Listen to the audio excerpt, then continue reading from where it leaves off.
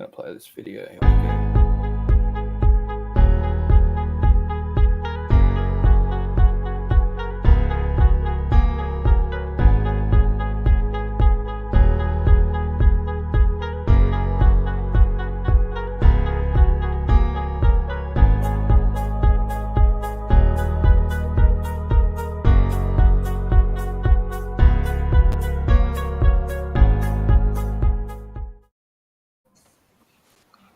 Good evening, everyone. Good evening. Just waiting for a few more people to join the live stream. I can see the counter going up, and then we will kick off shortly.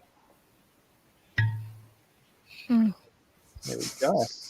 All right. My name is Oliver Maruda. Thank you, Scotty, for that. Love that. Welcome to forever, baby. Very last virtual live stream of this year. I think we could maybe even squeeze one in tomorrow, but I think everyone wants just to. Yeah, it's a last Friday of the year tomorrow anyways. But good evening to everyone. Tonight we are nerding out a little bit about the previous year in review, and we're going to take a look of what are some of the trends and metrics that whiskey drinkers and whiskey lovers I guess a slice of the retail journey. Obviously we can't include all the data, and we are working very closely for next year to keep improving the data year on year. But yeah, this year is all around. Let's dive into the top 40 whiskies and brands. But before we jump in, I wanted to introduce our panel of experts tonight, starting in the top there. Scotty just finished up at the Oak Barrel for 7 years. He's been on the coalface. I hope you like that pun. I know you like your steam trains, mate. I fucking like it better than the word expert, I'll tell you that much. But yeah, you've been doing it for many years. So in terms of you've seen all the whiskey trends, and definitely you can comment on tonight. Bottom right, we've got Emma Cookson, bartender and whiskey expert at the Whiskey List here as well. Welcome, Emma.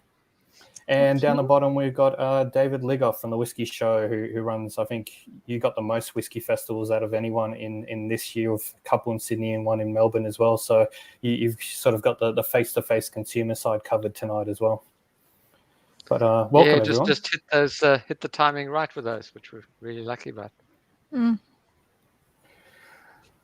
What's first things first? What's in everyone's glasses? Because this is, we if you're watching from home, jump on and tell us what you're drinking as well.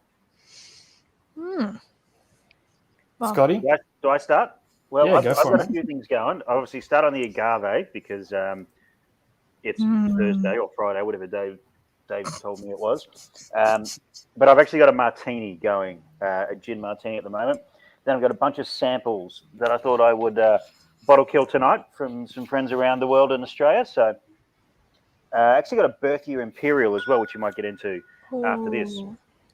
So, man, fuck, it's holidays. So what the fuck do I care what I'm drinking? Fair enough. Yeah, well, I'm cracking into a bottle I picked up quite a while ago in Itros, Mizinara Wood Reserve.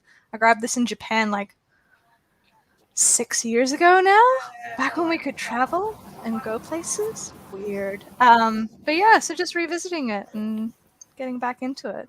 Why not? I don't drink much Japanese whiskey nowadays, so. Good choice. And David, I know you've got plenty behind you. It would have been hard picking one. Yeah, I've got far too many open ones. So the idea is to, and it's been my challenge in the last few weeks of not doing much around Christmas and New Year. So I find all the bottles that need polishing off, and this is the last of the Headlands Bourbon Cask.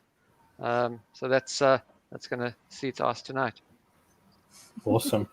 And I've managed to crack into one of my Christmas whiskeys that I got this year is the new Overing Bourbon Cask. This is the cask strength one.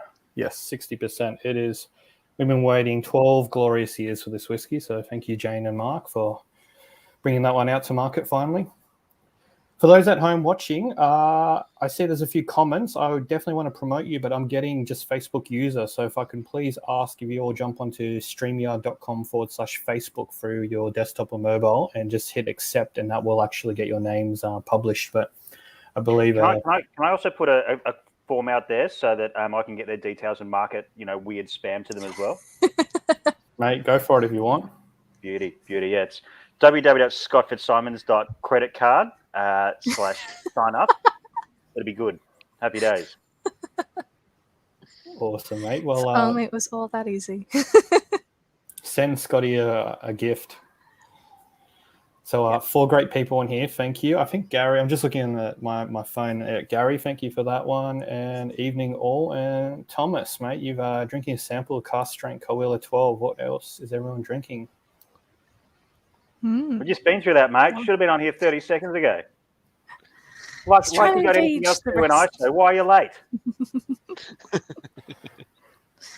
Awesome. Oh, dear. So tonight we're going to go through a bunch of whiskey lists. Given the name, we figured we should, put a list together. We've been doing this for 3 years, but rather than just publishing an article, we figured let's get it up onto the live stream and then, basically have everyone's feedback come in. If there's something you agree with or disagree with, tell us. This is honest, genuine feedback. I know, Scotty, you're going to probably hate everything I put up anyway. So why would I hate everything?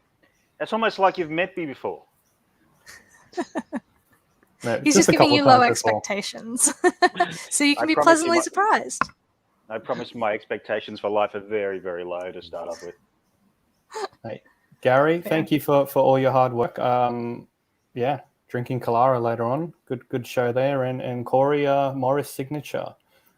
Perfect whiskey. But if Morris doesn't show up on one of these lists that's coming up, I'm walking out. They're relatively new. I mean... Yeah, give them a chance. In terms of traction, they should get there. They did a big marketing campaign. Yeah, they could have launched it mid-COVID. So let's see how they make sure they come up here. And obviously, when I say walk out, I'm not going to because I'm at home. So that would be stupid. Just disconnect. Just disconnect. I was going to go sleep on the street tonight in disgust. All right, shall we crack into it? Mm-hmm.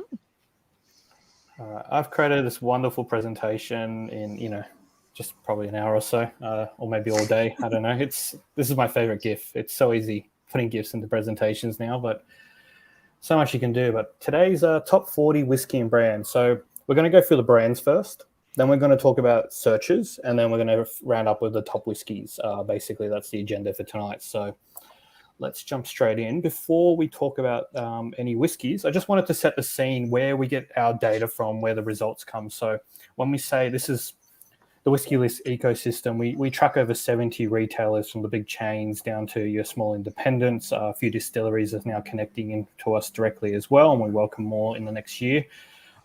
We've had over 8,600 whiskeys, individual whiskeys are now tracked across all those retailers. And the majority of those uniqueness comes from independent retailers as well. So your big chains will have the top 100, 200 whiskeys, but all those special, cool, releases, independent bottlers, go to your indies for them. And that's a big message we've been driving from sort of day zero. So 8,600. Over the course of the year, almost 230,000 people, individuals, uniques, visited the website, and they, over that 12-month period, searched for and visited 15.4 million different product views or whiskies essentially on our site, which, over the course of many months revisiting the site, that's an average of 67.5 whiskies each. So if you visited our site and you spent some time with us, have a think about what you've been doing all year. I'm sure you've jumped on, clicked, looked around, saw a price, jumped on, maybe bought something, came back a month later, did it all over again. On average, 67.5. So it's not the total view of all whiskey ecosystem in Australia. We're working closely with some of the bigger other guys next year to keep growing that number. But to kind of compare to last year we had about 10 million product views, and the year before was only, I think it was 6 or 7. So the numbers are growing each year, which is great. But enough about the numbers. Basically, one more thing I wanted to say. All the whiskies today that we are talking about and the brands and stuff, they are available to buy online and tracked for us. They have at least had 10 ratings on the site at some time, and the ratings obviously need to be ranked, good, very good, and exceptional. So we have a 5 heart or star rating system.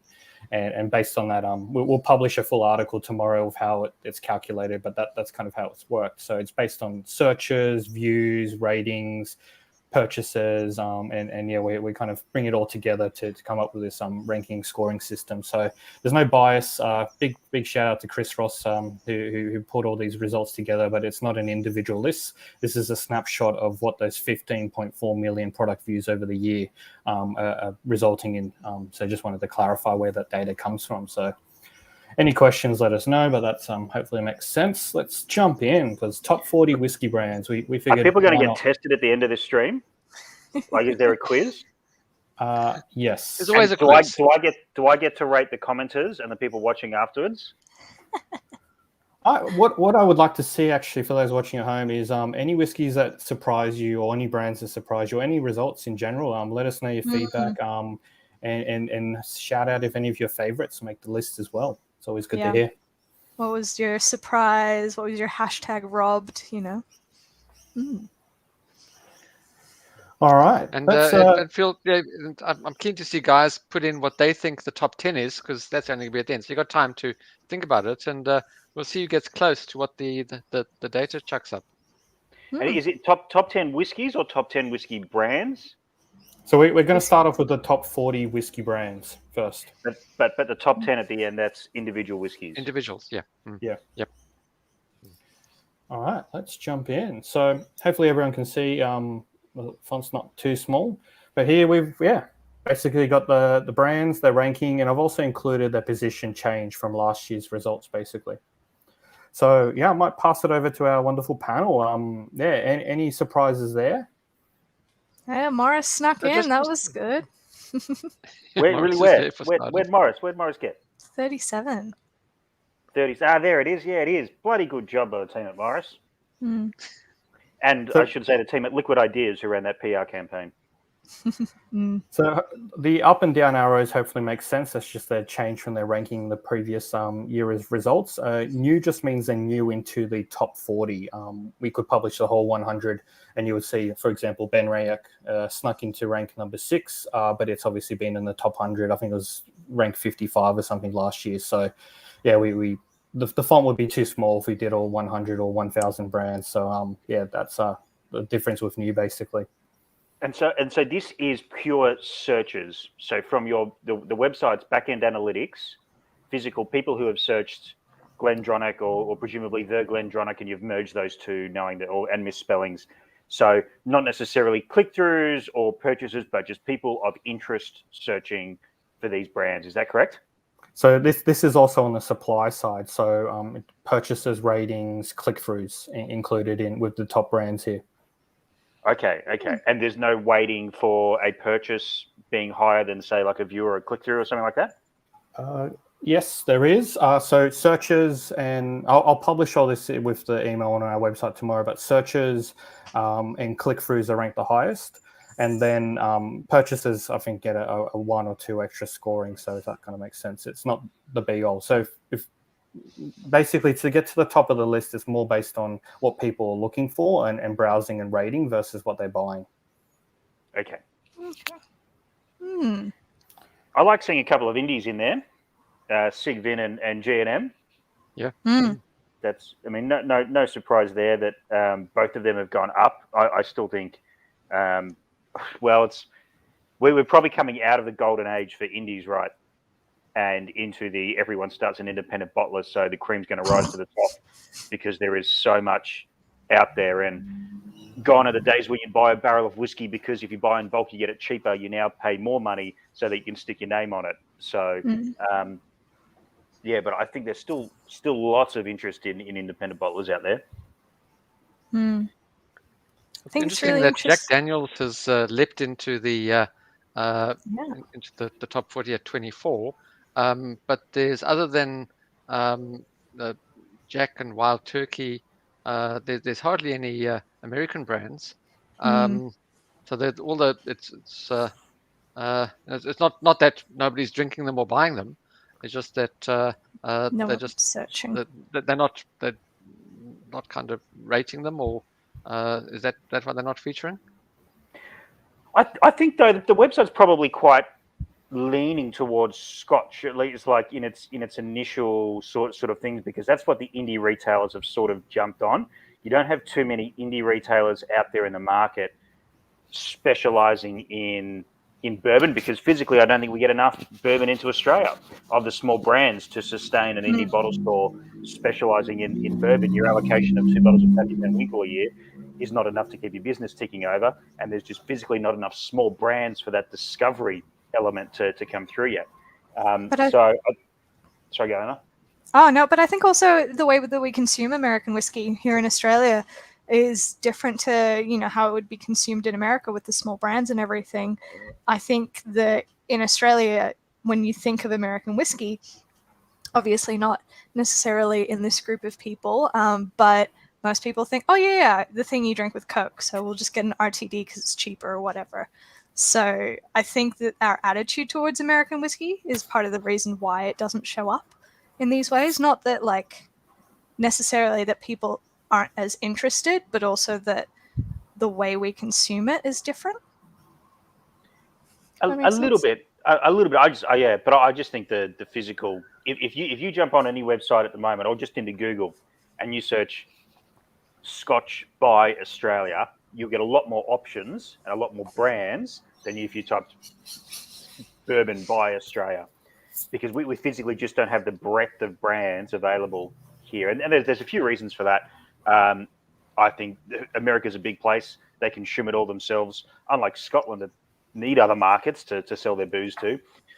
America could consume all the bourbon it creates if it wanted to, so that there's no need for these small brands to jump through all those hoops to get it out here. I think it's growing there, but I'm actually pleased that those brands like Jack Daniels and Wild Turkey. I guess what I'm surprised for me, I'm based on this train of thought, that Buffalo Trace isn't there,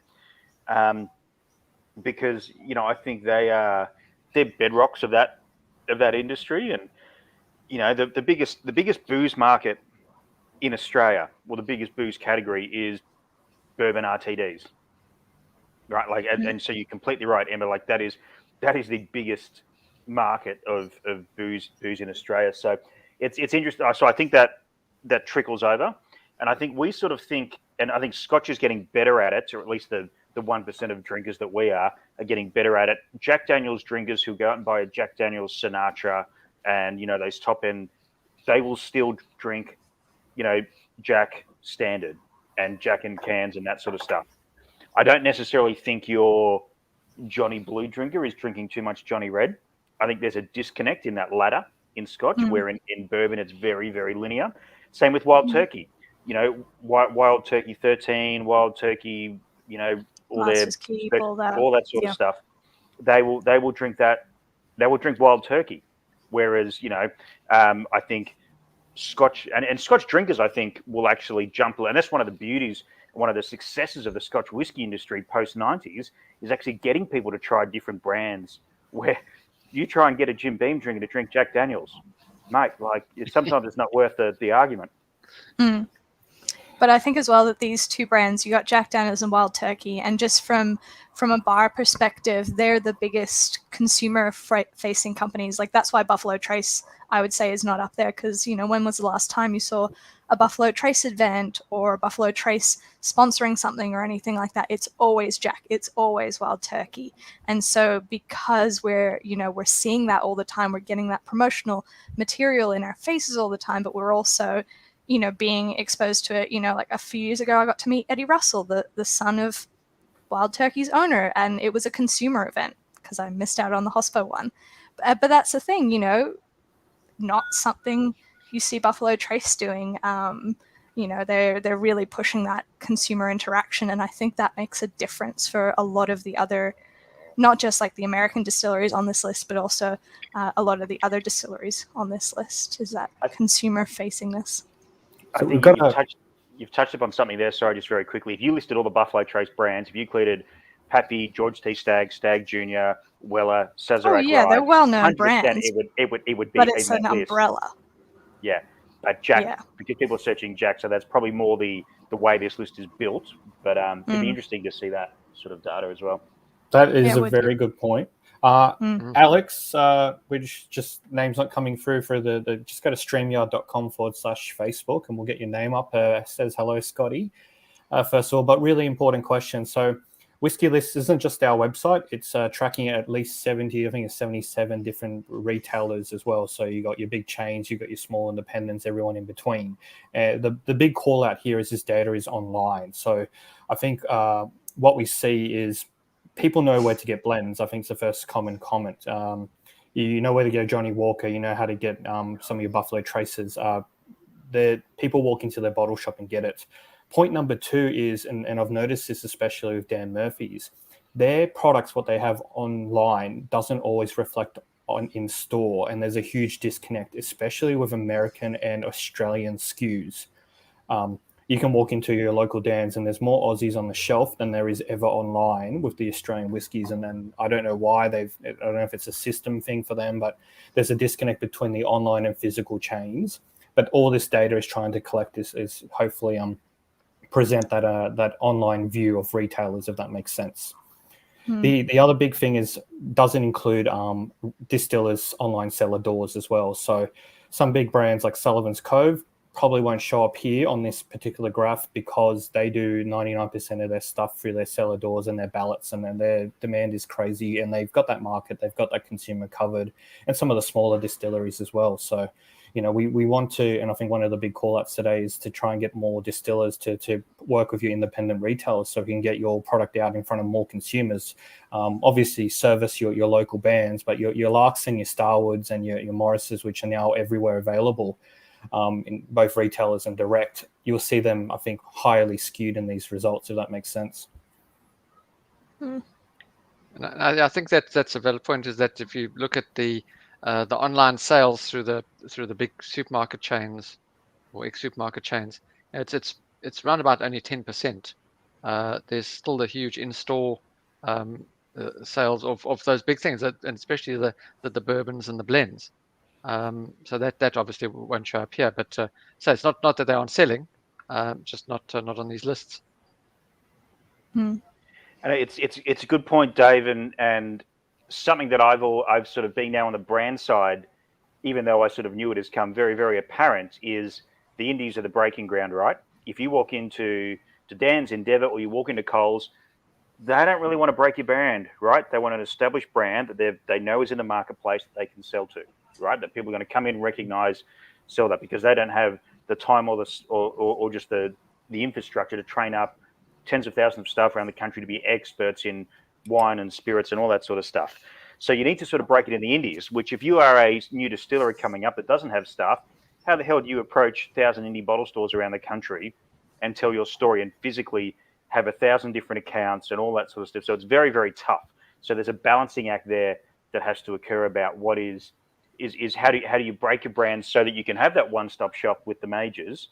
You need to get into all the indies, which means you need to have 100 different conversations so that the national chains will be interested in you. So I think that's quite an interesting point. Absolutely fucking irrelevant to what this list is and what we're talking about now. But what are we doing streams for? Rabbit holes. Happy days. Exactly, yeah. Who said that it's a lot easier to make the stuff than to sell it? Yeah. Really, just before we move on, sorry, Ollie. Really good comment here from Corey saying, I wouldn't say Morris established brand has done well to break into the top 40. And why I was barracking for it is because whiskey in Australia, the idea of breaking whiskey on a bigger scale than just word of mouth is quite new. And a brand the size of Morris, with the ambition Casella and Morris have, needs a PR company, needs a bit of a structure and plan to get into place. That currently doesn't exist for single malt whiskey in Australia. You can't go, there's not a specialist PR company to do it. But why I was sort of barracking for them was say, okay, you can come in, excite people, get them talking about it from day dot. It's not going to take you, 2 years of, you went and tried it at someone's house, you saw it in a bar. Like, can you make a splash, straight away? And so that's why I'm kind of excited to see them in there, and why I was sort of hoping that they would appear there, to sort of go from 0 to naught with a product that I think is excellent. Like, I think both those Morris whiskies are unbelievably good value for what they are. So I think it's very, very interesting. But yeah, 100%, very good point. Not established brand, great that they're here. Yeah, absolutely. But I think as well like, we also have to keep in mind when we think of Morris, they've made this incredible splash and it's well deserved. But the problem is they also had the capital to finance this. Not every mom and pop distillery has tens of thousands of dollars to spend on broad, PR campaigns and advertisement posters and, the ability to ship everywhere in the world. Because that's the thing, Morris comes on the back of Casella Brands, who already ship Yellow Glen all around the world, and Yellow Glen's a huge market in America. So they've already got their product in a huge, country. So it kind of, it's that thing, it is showing that, these smaller Australian single malt distilleries that, just get in there, don't try and, slide in slowly. You do have to make a big splash, but we do also have to consider that Morris had the money to make the big splash. Morris had the money to bring in a distiller from the UK and just call him up and be like, how much, do you want? We want to make you to make our stuff. And he does an incredible job, but not every distillery has that luxury. So. Yeah, but I think we need as many big splashes and as many people, like, look at the splashes we have in fucking, mid-strength beer and boring as dog shit, $5 wine. Yeah, but beer is a short turnaround time comparatively. Exactly. So let's make as many big splashes, because it will drag everything. The vast majority of people don't know that we produce whiskey in Australia. And if they do, they've never had one. Who drink whiskey and spirits in this country, and certainly not around the world. So if they can make a splash here, great. People drinking it, build themselves a base. Go to China, where Yellowtail makes its money. Great. That becomes a bit of a channel that brand. Who are the other ones here? Starwood. Obviously, there's a bit of investment there. Lark, they're now a publicly listed company, but still they're not overseas in a big way. Can Morris, by breaking into China, help drag Lark into China, which helps bring Tasmania into China? So Starwood, but they're the only three Aussies there. Is that correct? Overeem's there. Spring Bay, Overeem. Yeah. Oh, yeah, right down. Dropped a bit, but yeah, they're there. Yeah, I think Overeem had a really big push relatively with having her go out and promote, the brand and whatnot, even before she started making the stuff. So I think, it's really interesting to see. Overeem needs more whiskey, but that's a great example. Overeem, Jane and Mark, they don't have the money to go and, buy billboards around the country and buy the biggest duty-free stand. But if you get off a plane into Australia and you try a Morris or a Hellier's Road, or at least if you see them on a duty-free stand, then you land in Tassie or Hobart or Launceston, wherever it is, and you go to a local bar and you try it, and you go, all of a sudden, shit, I didn't know they made whiskey in this country. We need those big splashes, and I think that is so fundamental to what the under industry is. Otherwise, if we cottage industries are great, but you need that trickle down, because if you're at your local markets and trying to flog $200 bottles of whiskey, which might be the world's best whiskey, if people go Australian whiskey, I'm not too sure, maybe I'll try it. Definitely not spending the money. If they've already got 3 bottles of Australian whiskey at home for under $100, bloody oath, that's the special one you're going to buy. Thomas makes a good point. We have an independent bottler, and there's a few of them now. Obviously, the Scotch Malt Whisky Society have done it recently as well. But yeah, Boutique did an Australian range. I've got a tiny bit left of one left here. The Baker Hill boys. But yeah, I believe half of the allocation went overseas, and the other half was for the Australian market, which was great to see in here. So hopefully, we will be a bit of time before we get some feedback. But it's great to hear from Boutique that they're actually pushing out Aussie market overseas, especially to Europe. Yeah, that was contractual.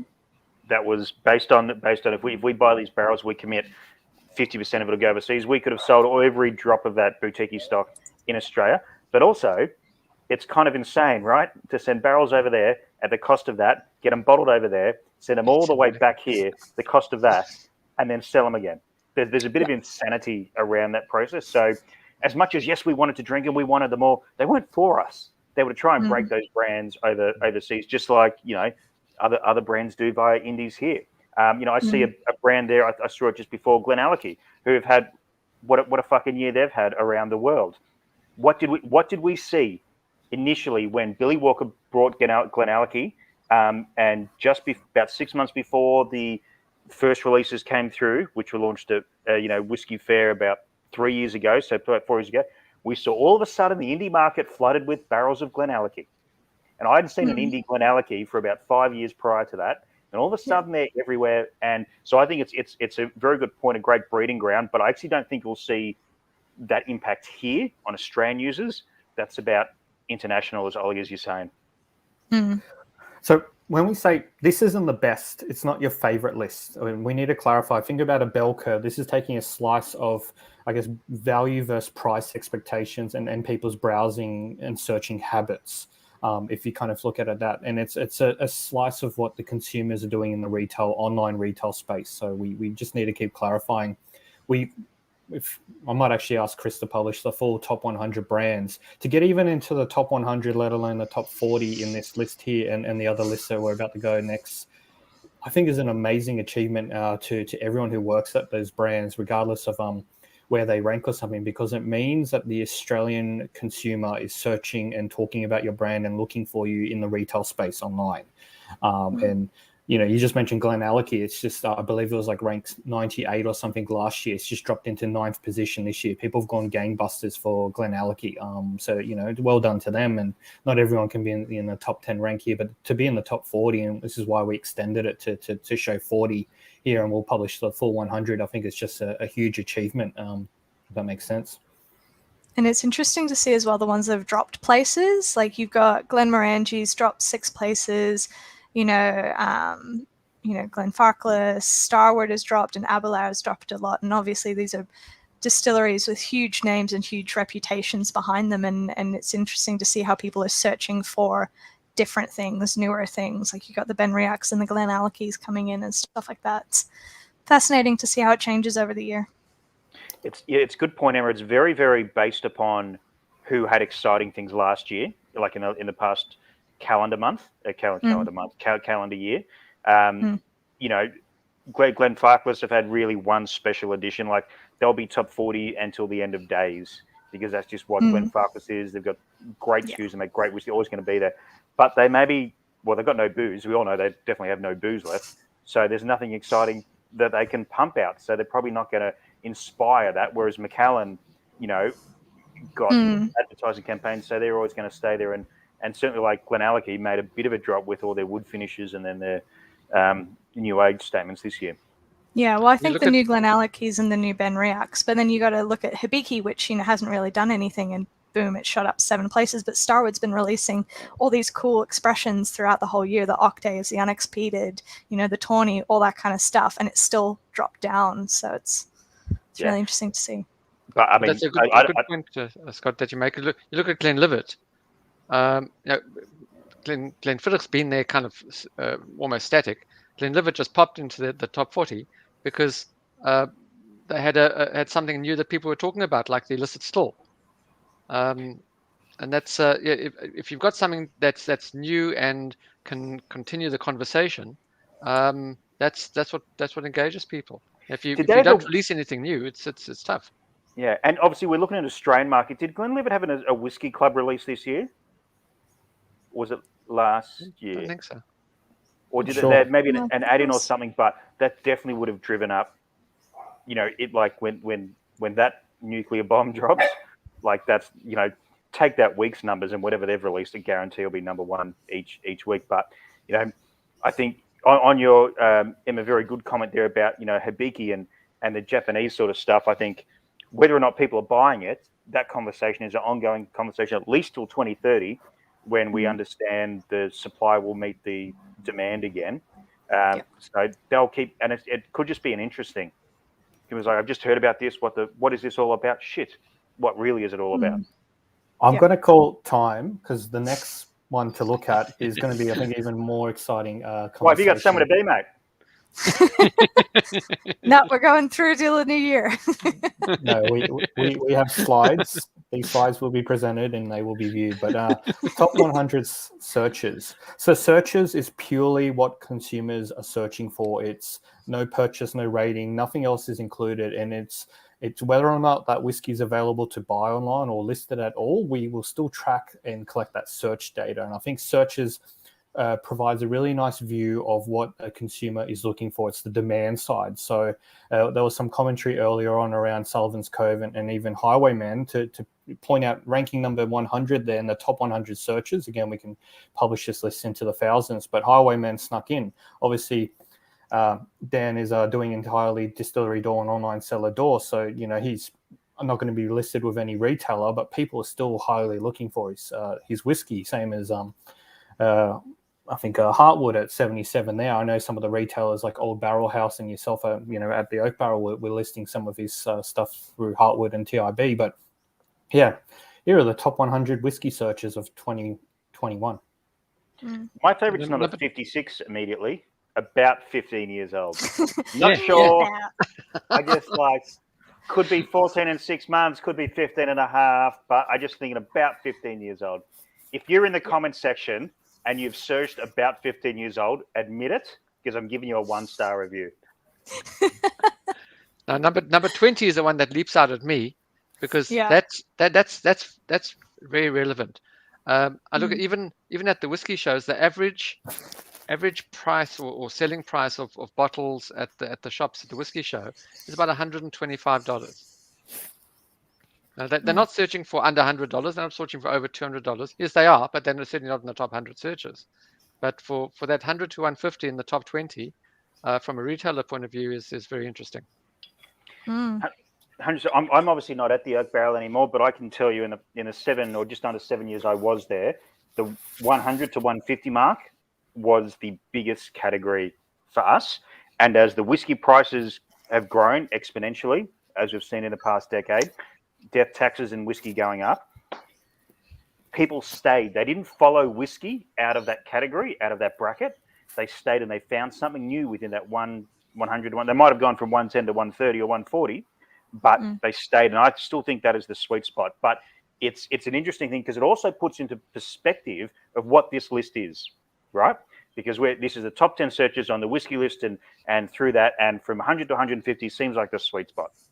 Now, if you go into some of the multinational brands around the country who are talking about, Jack Daniels and Jim Beams and Johnny Walkers and Shivers and that sort of stuff, $50 is the limit for whiskey. Premium whiskey is $50 to $75, and super premium whiskey is $75 to $99.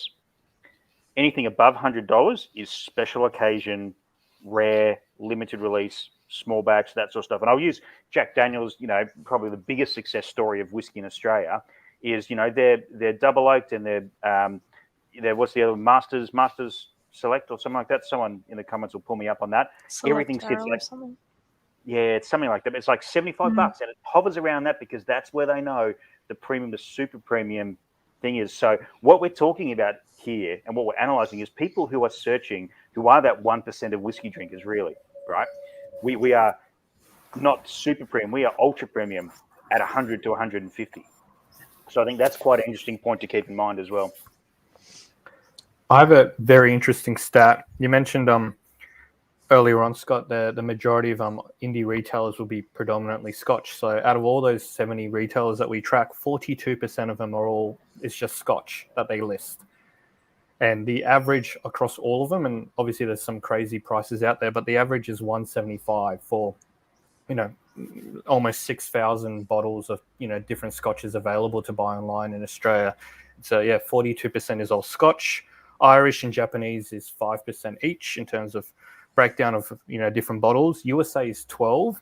Australian is currently at 17%, and it's had a 20% increase year on year in terms of new SKUs available.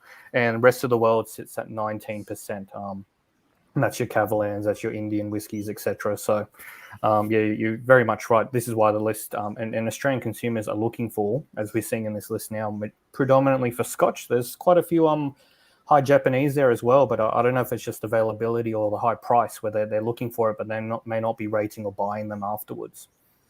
And I think it's interesting to think about as well, because, obviously, $100 to $150 is that sweet spot for, consumers and whatnot. But it's so interesting to see this obvious interest from some of the listings here in Australian whiskey, and we tend to often broach outside of that price point. But also, if you just look at the top 4 searches, most of those whiskeys tend to towards that higher price point, going from 150 upwards for a lot of their expressions. So it's really interesting to see that, people do want that premium range, but also what people are searching, outside of that as well, if that kind of makes sense. it's really, you think about Macallan and Springbank, and they don't exactly, necessarily fit into that.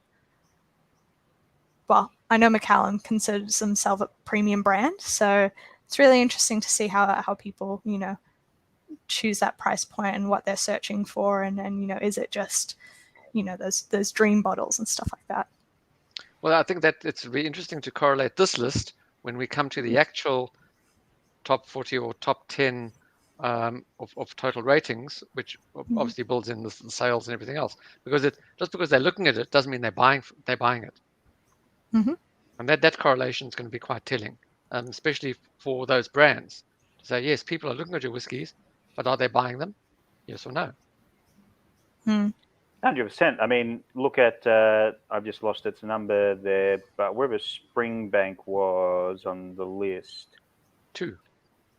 Oh, yeah, 2. Oh, yeah, so I bought a Springbank every year since I was old enough to drink, pretty much, except this year, right? And that was not out of want. That was just couldn't get it. But there has been, and we saw it, like, as I say, like we see the trends in the UK and the US about 6-12 months before they come in as a tidal wave over here.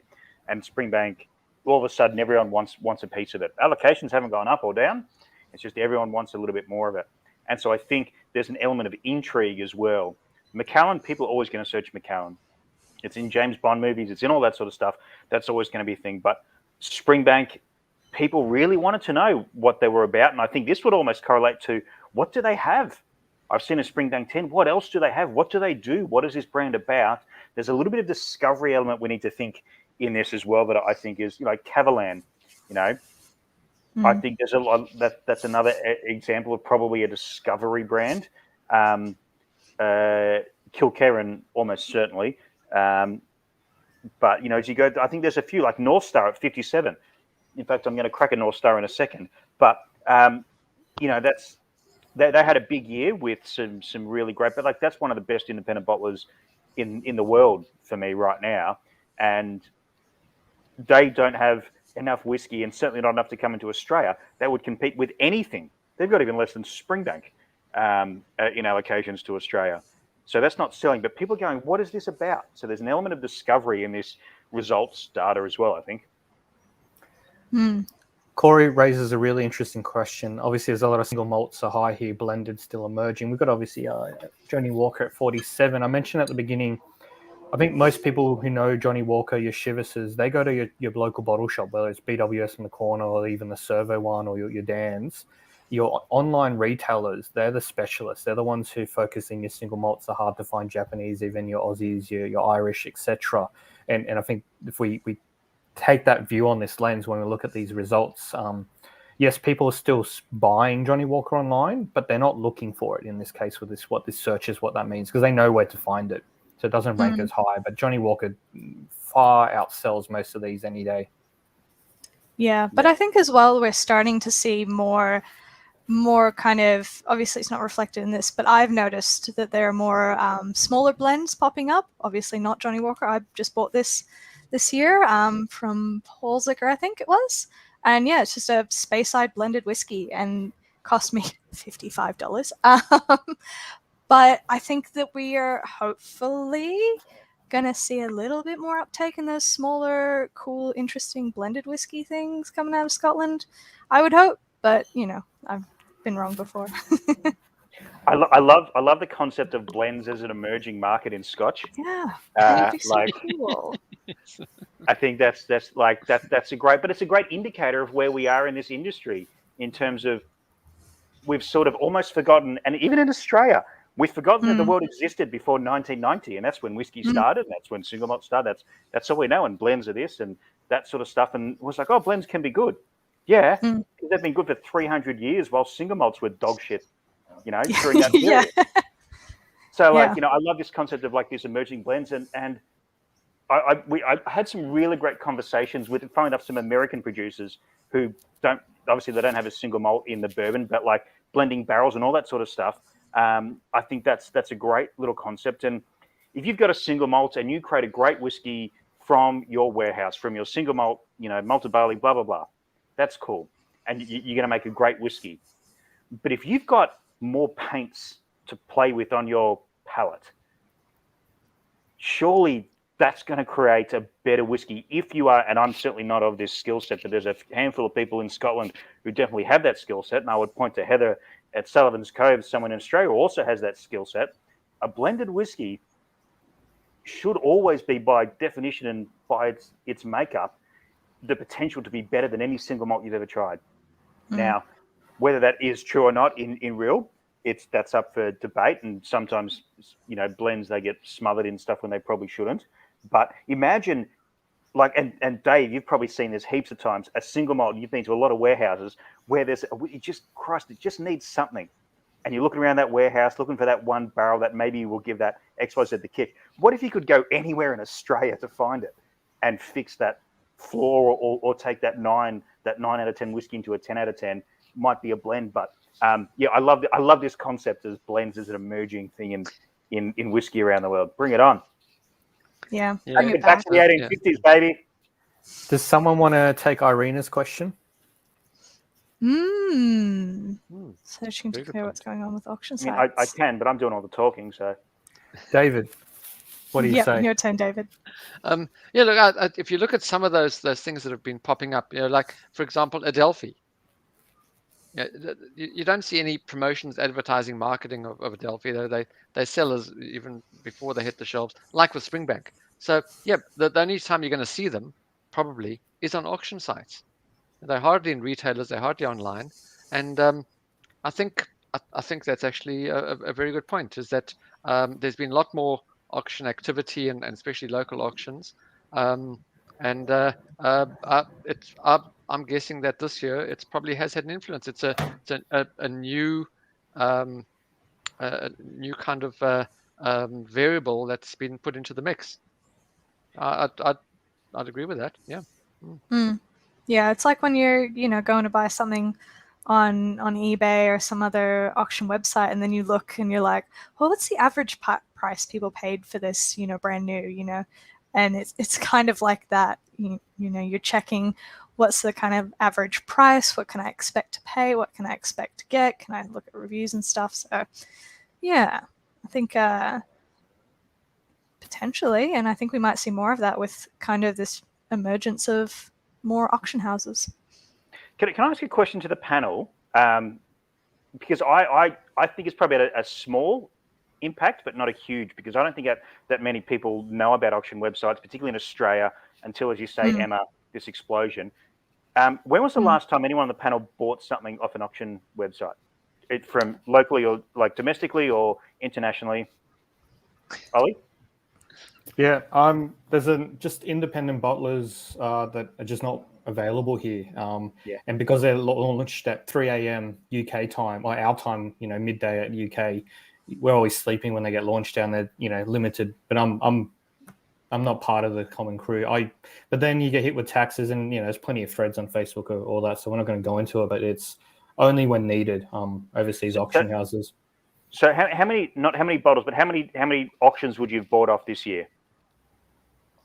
Half a dozen, barely. Half a dozen. Let's go 6. Emma?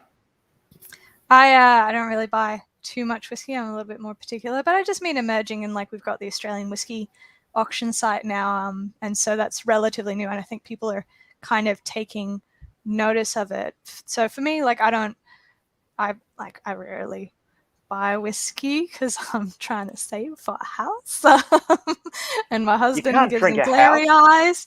He gives me glary eyes, because he doesn't drink whiskey. He doesn't understand. But it means there's more for me. But yeah, I think that it's one of those things. I know Brooke and Jules buy from a lot of different auction sites from all over the world. I would hear about, Jules trying to translate the Japanese email to make sure and figure out what was being sold on the Japanese auction site. And some of the bottles from Whiskey and Ailment came from auction houses around the world, especially a lot of very, very old, very vintage bottles. So like a 1940s Johnny Walker red label, like 3-liter bottle is fantastic. But I think, we're starting to have an inkling of that here in Australia. It's obviously not the common man's choice, and it's not my choice, but we're starting to see more of it. Yeah. And Dave? Zero. Zero. I'm I'm not a great auction purchaser. There's very few whiskies that I really feel I need to have, that I need to attract on auctions, and also I just simply don't have the attention span to spend the time watching the lots and sneaking in at the last minute. It just I don't have that skill set to be that savvy on auctions. Yeah. Not a last minute keyboard ninja. Yeah, no. I squirrel. I wander off. No, can't do It would have been at least 3 or 4 years since I bought anything at a whiskey auction. I used to buy a lot. Hmm. And so I think like that's probably a whole nother conversation rabbit hole. But, really good point by Irina in terms of the auction market in Australia for whiskey is really, really immature.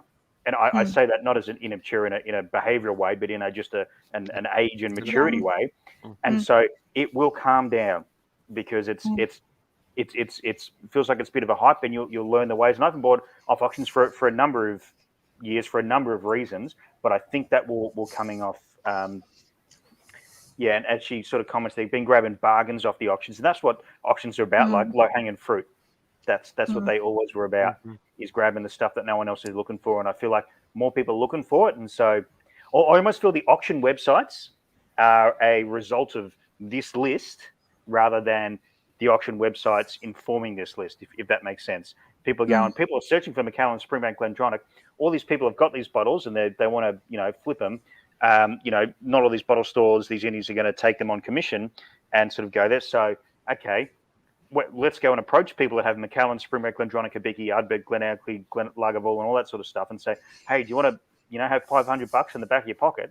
Because we reckon we can flip them for you. Paul raises a good point. So, if Australian whiskey auctions, I think one of the most common lots. So, just most of Sullivan's Cove is ballot at the moment. So, if you've missed out on the ballot, and there's a second chance. I think that's kind of what auctions can help facilitate. One aspect. Yep. And for better or worse, 100%, Paul, you're exactly right. Like if you can't win it through an auction, which is lottery, it's a bingo shot, but you have the means, and you can go and outbid on an auction, and so it'll get there eventually, and that's where we're at with whiskey at the moment. I think when we get to the probably some other slides, I think that'll come even more apparent. Wonderful segue. Before we go into our top... before, baby, I could see in your eyes you wanted to move on. He's like, no, we could talk brands and auctions all day, but we're here actually for the top 40 whiskies. As wonderful Ryan Seacrest, we've borrowed his tagline there. But before we go into the top, I replaced. Oh, okay, he was busy, was he? He was very busy. Yeah. We tried. Shout out to Kelvin as well, who was meant to join us. But with Melbourne being mostly in lockdown all year, and they finally can open their bar, they actually working. Respectively want to be pouring whiskey out their bar than jumping on our live stream. So, props to Kelvin and Yao and everyone in Melbourne who's faced the harshest lockdowns in the world. But we are here to talk about whiskey. Let's look back. We're going to take a step back. We've been doing our lists for 3 years now. So before we talk about 21, we wanted to go back a little bit. So basically, they're already listed on our site. Hopefully everyone's read the articles, but we just wanted to kind of recap and set the tone where you can see when we first started this in 2019, the Glendronach 18 reigned supreme, the Ardbeg Yugidale, or Yugi, as we like to pronounce it here. Lagavulin 16, it's a staple. So many people got into whiskey, and it's surprising that 2 out of the top 3 are peated. That's probably the first thing I've noticed here. Any other remarks? Or we? No. I think if you go beyond the peated element of the top 2 out of 3, and you can gather all the top 5, and just it is a trait of Australians' audiences and Australia as an export market. Big flavors. Sherry. We want big, the Abuna, which is almost all of these. Yeah, and the Abuna's long forsaken subtlety for brashness, right? After about batch 30, the Abuna said, we don't need to be subtle anymore. Let's just go and be as rowdy as possible. And so I think that's probably my takeaway from that top 5 is that, and we like it in our food, we like it in our wines, we like it in our everything, we like it in our music. That's just the way we sort of are. If you hadn't noticed, I'm also Australian, and in the way that I talk about stuff, maybe it's the way that's an indication as well. I need more tequila. That's what I need. I'm gonna jump to one forward 1 year, because it's also nice to compare the change, the delta year on year. Yeah, a lot less sherry. Yeah, it's weird that Glendronach 18 just fell off completely. It didn't even drop down. It's gone. I think it was number 11 from memory. Yeah. And so, just Ollie, is this again that matrix of combined searches, click-throughs, purchases, all that sort of stuff? Yes. There wasn't a lot of Glendronach 18 available in 2020. Yeah. So in terms to purchase, so that may be an indicator there. But I mean, in terms of searching, it would have been. I remember people calling me at the bar. I heard you have a bottle in the cabinet for sale. Can you look on the back in the tiny writing and tell me what year number it says in the tiny writing? It was the year no one would stop talking about Glendronach 18-year-old and the difference between, the 2019 version and the 2020 version. And so that's actually really fascinating that it completely dropped off the list. And is that like just down to purchases, loss of purchases? Yeah, I just like how heavy is the weighting for purchases? Again, it's not the highest weighting. Yeah, well, I'm going to say because certainly Springbank 10 does not indicate. I mean, there weren't a lot of Glendronach 18s, but there was certainly more than there was Springbank 10 in the country, and I dare say even more than probably Redbreast 12 as well. From memory and seeing the more fuller list of say even the top 100, it was predominantly Japanese was the biggest. Like everyone was searching, buying, chasing Japanese last year. Interesting. I wonder as well if that huge traction, that verbal traction on the Glendronach 18-year-old ended up being seen more in people going to physical. Well, I mean, we couldn't really. Well, we could go to physical stores back then. People calling their local stores rather than searching it online, because they would be like, well, everyone's going to do that and I want to get this bottle.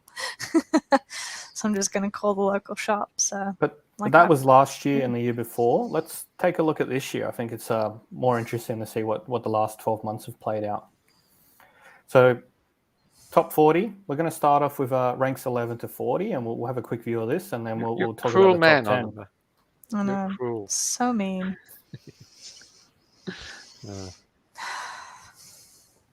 Yeah.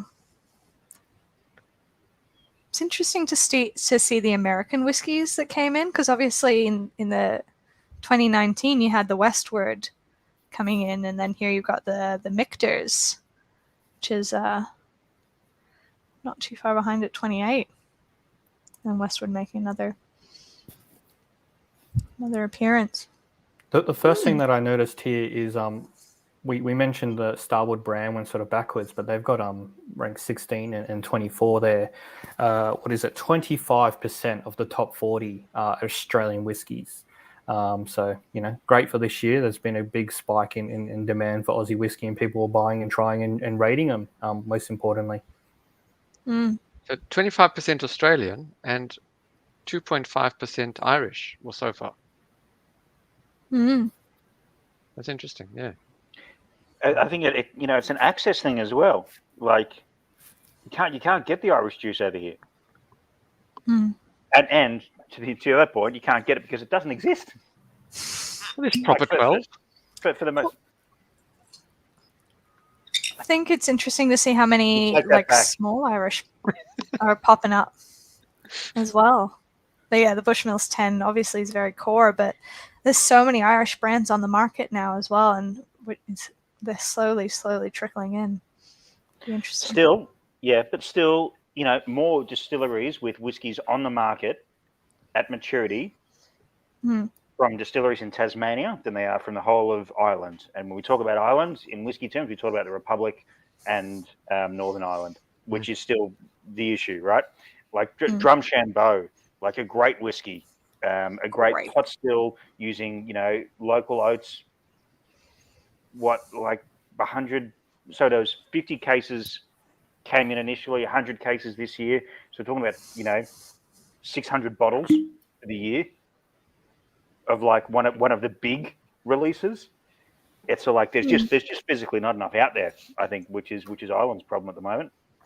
There's a couple of there's a few things in here that a couple of comments that make it quite interesting. Like, so, and I might be outside this, so tell me if I'm completely wrong on this, but the Laphroaig stuff. So, like, that has obviously, Whiskey List is now importing that.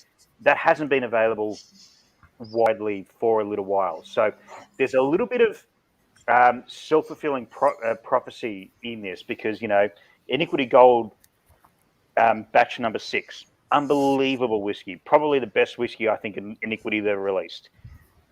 But there's not a huge amount of it. So surely the purchasers of that cannot compete with Bushmills 10-year-old, which there is quite a lot of, or, if we go further down, any of the Ben Riaks. So that there's an element of echo chamber in here. Is there not? Like, would you agree in terms of this is what our audience is listening to? Because, the Chegg Sinclair Series Rioja finish, great whiskey, guarantee there's less people searching for that in the world than there are for Bushmills 10-year-old and buying that.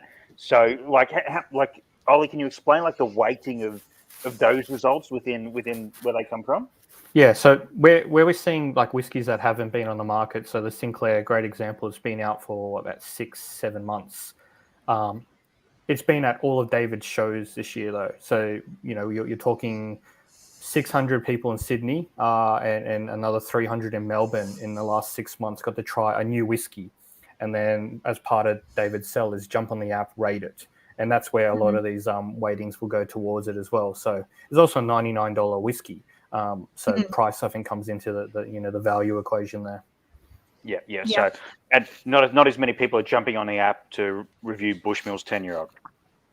I think that plays a big part of it as well. And all these things, like I said at the beginning, we need, and we always ask for more data. This is how we improve. So it's a nice snapshot. It's not going to be 100% accurate of everything, but the more data we can, provide we can play back and go, this will hopefully, give people insight into what they should try next. But I think it's a wonderful list so far.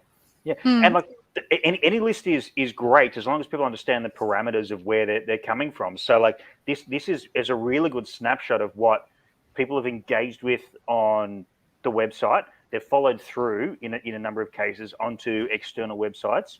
But for me, probably the most important thing is what have they tried at the shows and what they've actually interacted with and then gone and rated.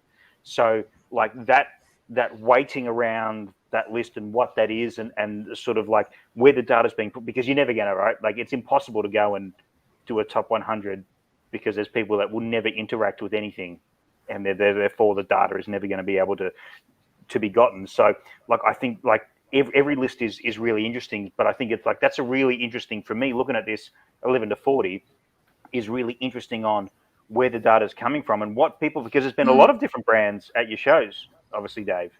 So I'd be interested to hear from you. Is this list, at least the 11 to 40, indicative of what you've seen anecdotally at the shows, what people gravitating towards?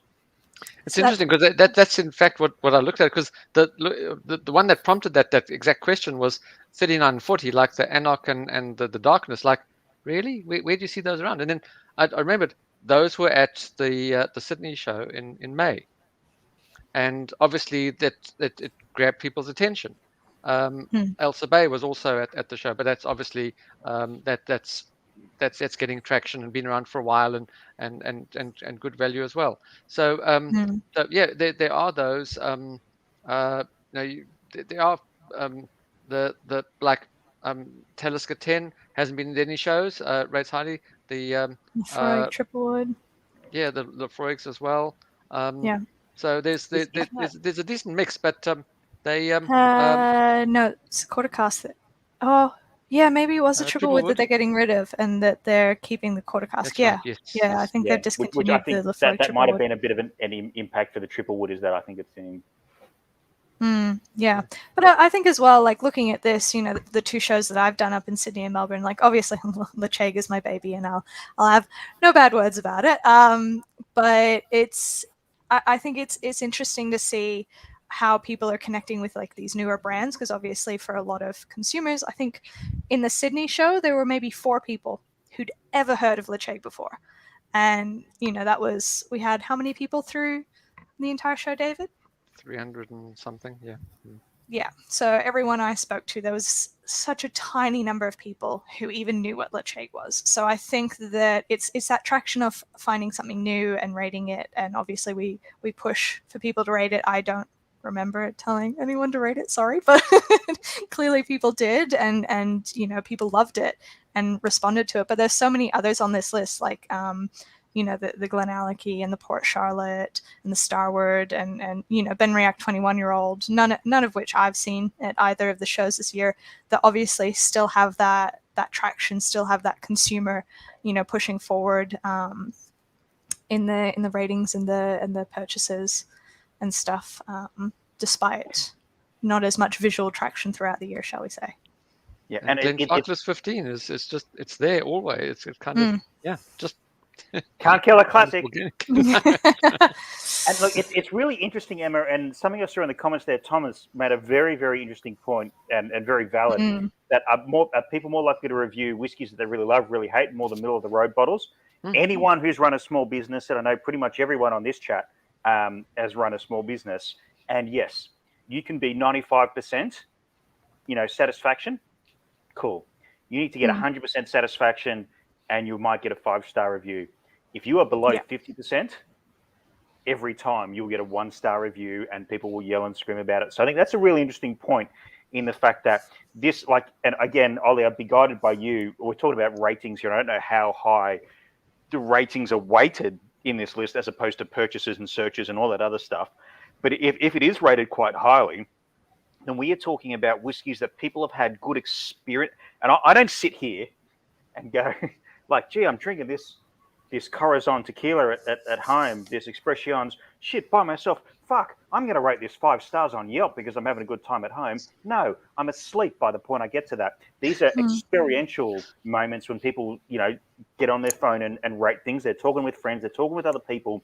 So, like, if the rating is quite high in the weighting, how's that for a T-shirt? Then that's quite an interesting point for these whiskies. These are whiskies that people have had good physical, interpersonal experiences with, whether it be at a show, be it a bar or whatever, where the app or the website's been available. So I think that's a very, very interesting point that yourself, Emma, and Tommy in the chat have brought up. So, I think as well, like the psychology of how people rate things. I know that I had to leave a bad review for a venue where the manager essentially screamed, "You need I don't want extra people I didn't expect here," and I was like, "Look, I gave him 3 stars, and I was like, look, you have to take into consideration everything that's going into it, but people have different ways that they want to rate things. We've all seen those reviews who are like, oh my god, it was a perfect experience, amazing, 4 stars out of 5. And you're like, where'd that last star go? You just said it was the best experience of your life. There's a special place in hell, I promise you. I know. But that's the thing, and you get into the psychology of it, and then spirals down. So Ollie, that number 11, do you know what average rating that Glenallachie 12 has got? Let me just quickly check. Don't you have all of these whiskies up on a tab there, Ollie? I do not. But, very quick Google search. What are we doing, the 12-year-old? It is ranked. It received individually, it's $99, average price $110. And it's got a ranking of 4.2 stars with almost 100 ratings. So,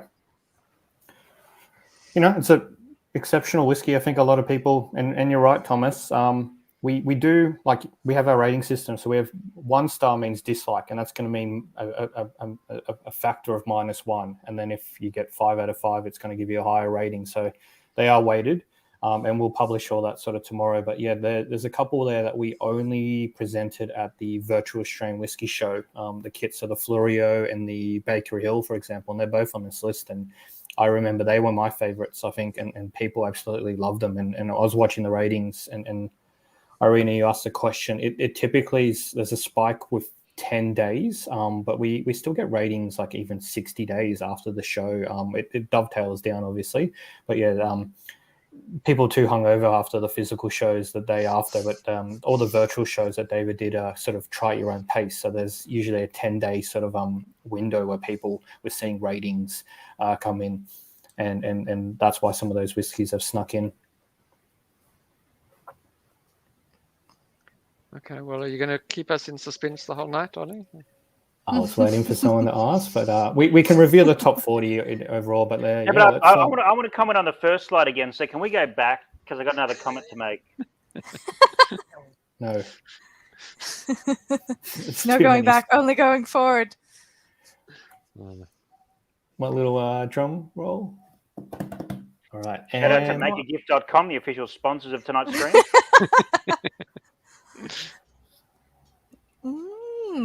Oh, he's back. Feels like the return of the sherry. Yeah, it's like 2018 Morris. all over again. Fuck yeah, Yeah, Morris. look at that. Yeah. Morris getting And in. Morris, Oof. twice. There you go, Scott. Ah. See, and I like a splash. We need more splashes. Yep. Mm-hmm. And Laphroaig quarter cask. That's yeah. Yeah, super interesting.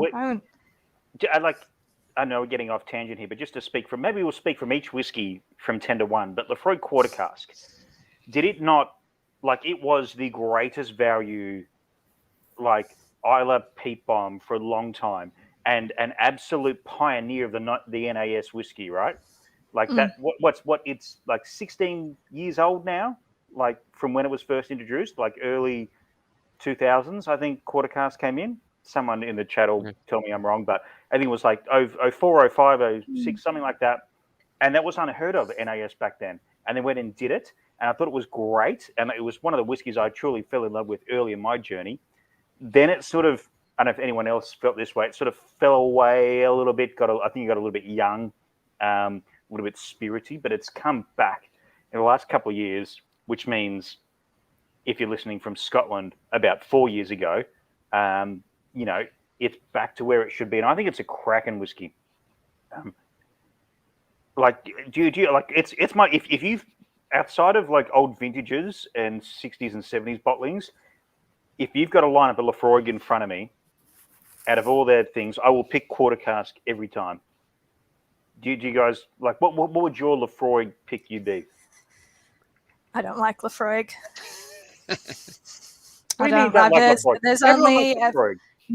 Nope. There's only ever been 5 Laphroaigs I've ever tried, and I've tried like dozens and dozens of Laphroaigs. 5. That's it. That's all you'll get out of me that are drinkable. Yeah. I'm a little bit. You realize all whiskey is good whiskey, right? Like there's no such thing as drinkable whiskey. I'm not saying that Laphroaig isn't a great brand. It is a fantastic brand, but it's just, for me, it tastes terrible. For me, I can't get past the esters that make it taste like 2-day-old steamed asparagus cold out of the fridge, and it's gross. And, you know, it's only a magical combination of casking that makes it drinkable for me. The 18-year-old is actually one of the ones I really enjoy, but I like. So what do you think? Not much. So what do you think about Law then? I haven't tried the Law. Law's great. I mean, the Brodeer, the Cautious and the Brodeers have been okay. No, definitely not Brodeer. I mean, it's still good, but it's nothing on Law. Law's brilliant. Okay. Yep. And Law is the mixture of quarter cask and 20-year-old, and you know, to try and manage that out. But you know, Tristan brings up a very good point. We were talking about it in the backyard before we came live here. Can you please bring in Laphroaig 10 cask strength? Or mate, you know, because I can make anything happen. Yes, I will make that happen. No, I can't, because what the problem is in here, we don't drink enough of it. There is not enough people who drink Laphroaig or drink whiskey in Australia for them to justify drinking that sort of stuff in. I think I sort of, I would disagree with the quarter cask comment there. I think it's had its ups and downs, but I think it's back to where it needs to be. I think it's actually quite good, or at least what I've tried in the past 24 months. 10 is 10. I think 10's gone the same way that Ardbeg 10 did, and a few other whiskies of the same ilk went. Not bad. Like, there's no such thing as bad whiskey, and I think we need to get out of the mentality of like, this is not as good as it once was, so therefore it sucks. It's like, no, it's still whiskey. Yeah. It's still fucking genius. Like, this is like, go and drink Great Northern or something else. Otherwise, like, please be my guest. But I think cask strength is back to sort of getting to where it is quite good. You're forgetting one, the Travel Retail PX. Yeah. Great whiskey. Unbelievable whiskey. Great intake. And that's what we saw with the release of the 10-year-old sherry cask this year through a bunch of retailers. That went into nationals as well as indies. But I never got to try it because when I used to work in a bottle store, sold out of it instantly every time. So if anyone's tried it, let me know. This is sorry for the very quick screenshot, but this is the breakdown of how people rated when we collect all the ratings together. So some people did dislike, and obviously it's that 4-star. It's that 4-star out of 5 is the most common response. I thought this was a quick screen grab of what people were thinking of me tonight, but then I realised it was the other way around, and it should be 30% dislike, only 2% love. So then it couldn't have been me. So yeah. The question of correlation with price and ratings. 4 out of the 10 are under $100. I just had to do a quick check on the quarter cask price, but it is 100. So the Bunna 12, Morris. Quarter cask not 100 anymore. I think it's 110 or 20. Yeah, if anyone's selling it for $100, it's a loss leader. Just It showed up on the whiskey list. It was good to check. Yeah, but someone's loss leading on it. 98. It won't be there for long at that price. Yeah. So the RRP for Laph 10 now was about $100. That's why Select exists. So it can be 85 to 90. And quarter cask has been meant to be priced at 125 for about 3 years now. That doesn't mean people have been pricing it there, but that's what it's meant to be priced at. That's what the wholesale price is. Huge congratulations to Morris, I think. Absolutely. Right, and has everyone tried both of them? Yeah. Like, I love the signature. The musket is good. It's great. Well, it's good. The signature, I really, really, really rate. I think it's a cracking whiskey.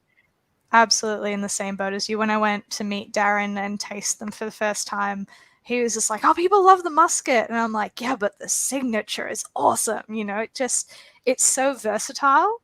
And I love a versatile whiskey because it just means you can, have it whenever of the day and put it in whatever. Darren himself likes drinking it with lemonade, so maybe I should totally do that. But yeah, it's so quaffable. It's great. And I like the spirit character in the signature that's sort of a little bit muffled in the musket benefits the whiskey. I think it's a better whiskey for that. Now I look at this list and I see what's not on there. There's no Japanese. So now you look at the correlation between the searches and the top 10. Yeah. There's no Japanese, no Macallan. No Macallans, no Japanese. No people are searching for them, and either they can't find them or it's out of their price range. But having said that, Dave, again, I have no idea what the weighting is here, but Bunna 12 and Bunna 18. Let's look at Bunna 18. I guarantee more Hibiki Harmony was brought into Australia this year by 10 to 50 to 100 to 1 compared to Bunna 18. Oh, yeah, absolutely. 100%. And sold. And the price is a little bit different. So, like, it depends on the weighting here is probably what we need to get our heads around because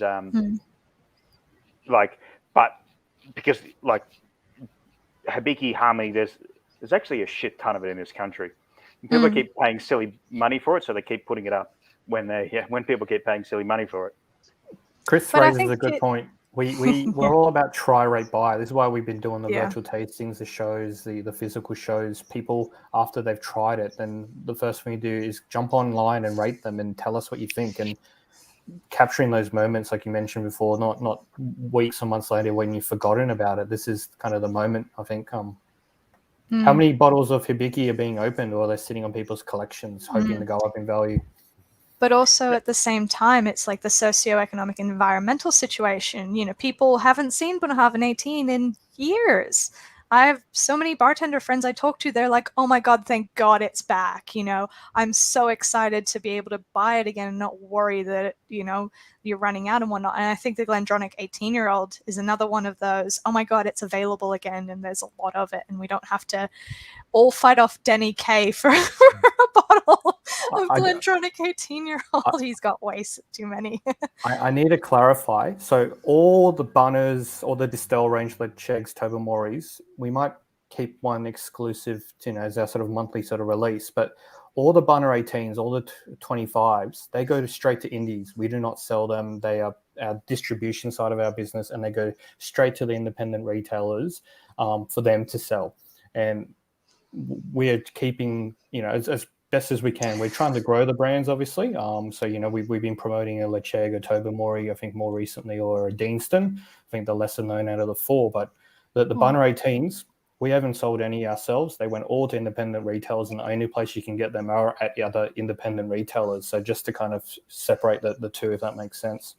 Yeah. So, but I guess then the hypothesis from the last slide, Emma and Dave, is probably correct in that the rating probably gives a bit of weight in terms of the algorithm for this list. Yes. Because and that would actually make sense with the Signature and the Musket as well, because you know we've done side by side, and I think they kind of missed a trick on the Musket. I think the Signatures, as the cheaper whiskey, is actually a superior whiskey, as we've spoken about. I love that Lager 16 is there. I actually think Lager 16, out of a bit of a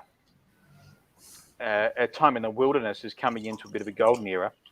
One distillery, sorry, I shouldn't say whiskey, that hasn't appeared all night, that I think should appear in the future is Bamor, having had one of the greatest crashes in quality of arguably all time before I was drinking whiskey, but I take it on very good authority from a lot of people. I don't know if it appeared. I don't know if I saw it there. Yeah. It's there somewhere.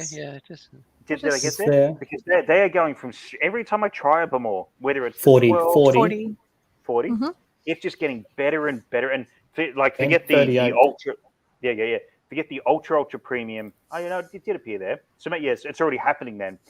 You know, that ultra. Forget the ultra premium $1,000, $2,000 bottles, but just their core range. I have not seen any distillery, probably in the world, improve in quality as they have in the past sort of like 3 to 4 years, visibly. We know they had their tough period, but yeah, crazy good stuff at the moment.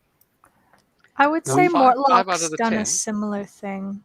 Yes, yeah, 100%. Mortlock has completely revamped their core range, and it was trash before from all the accounts that I heard. But the new range is actually pretty incredible. Well, because Flora and Fauna had that one of the, for me, mythical whiskey, the 16-year-old malt like Flora and Fauna. And then sorry, I thought you were going to bring one out. The Blair Athol. No, it's the Blair Athol. That was my favorite. It's pretty good. Yeah. Not as good as a Linkwood, but pretty good. And then they absolutely shat the bed with those official releases. And then I know for it, they I full marks to Diageo a couple of years ago going, yeah, guys, we fucked that up. We're going to actually repeal that, and we're going to come back with the whiskies that you expect at these age statements. And that was for me, that was a big maturity moment of the Scotch whisky industry from the multinationals going, we know that our audience in these premium whiskies is very, very intelligent. They're switched on. They're super fans. They're nerds. They will quiz us on distilling techniques on the years they thought this might have been distilled as a 20-year-old, not just the marketing guff we can bring out now. And they went, yeah, no, it wasn't good enough. and they came back, and the stuff is very, very good now. Yeah. I can't afford it, but if you hear it, like the free samples Yeah. I get is very, very good. Yeah. Coming back to Scott's point about the big bold flavors, 50% of the top 10 are Islay whiskies. Mm. Yeah. Yep. And I want a very good comment to Tristan Farmer, who, when we're talking about Laphroaig, and he was campaigning for the 10 cask strength to come here. Australia's ready for the Laphroaig cask strength. It would be the best-selling Laphroaig if released. Yeah, it's the best-selling Laphroaig released anywhere in the world that it's released. Unfortunately, we're a bit down on that pecking order, and we don't have the market. We still sit on why do we only see the 25-year-old every 3 years as a vintage? Because for years we couldn't get rid of the 2015. We're just not that big of a market. Like we're a decent sized population, but there's 0.1% that drinks whiskey over $100 a bottle. It's a small market, and so we need to sell more Laphroaig Select to get anywhere near the sprinkles on that cake of getting an allocation of Laphroaig CS. What's happened with Glendronach this year? Because they're obviously back, but there's been some changes at the distillery, some announcements. Demand has gone up. Mm. Well, and supply. Yeah. Well, I think because they've got the 15 back proper now, and the 18 seems to be well stocked again. It's the 21 that's going next. So who knows? We might see the 21 on one of these lists soon. But yeah, it'll be interesting. I think the 12 is at a really good price point as well. Yeah. That has to climb though. I think that's a great sub $100, like $99, $19.95 whiskey at the moment. That I think the price pressure's there in the Australian market with excise. We're going to be paying in the next 3 years. Expect another $2 to $3 per bottle on excise. Looking at the scaling, that's just a fact. I think that and wages and everything in Australia, and I'm not talking about wages of people working for Brown-Forman, but wages of getting things off docks, wages of moving things around this country. It's not cheap to get things done in this country when it comes to anything, let alone whiskey. So that price has to climb. I think the 18 is a really interesting one in that it's a very good whiskey, and the value proposition for what it is, in terms of a fully matured sherry cask, as opposed to its other competitors in the industry. I hate to say the word competitors when we're talking within Scotch whiskey. Competitors to Glendronach 18 are vodka and gin and beer. Let's be honest. Like, there's no competing in whiskey within whiskey. I mean, like Glenmorangies 14-year-old Quinta Rubin and probably some Macallans would think that they're on the same podium. Yeah, but you should have one of each. You don't replace this with a Quinta Rubin. You just supplement it. There's like what I've worked in a few industries. The greatest thing about whiskey is there are no competitors. We are all here to grow whiskey and to make it better and to stop people drinking boring shit, drink less, drink better, that sort of thing. But I think there's a really big value proposition. There's been a lot of talk about it, about Glendronach as a brand and as a distillery. Ollie, as I think you're alluding to, as some announcements in terms of, closure periods and that sort of stuff. And I think a lot of it's for better or worse, I think a lot of the criticisms are unwarranted, but also it has fueled interest in the brand because people have never heard of the brand. And again, we're the 0.1%. A lot of people have never heard of Glendronach before.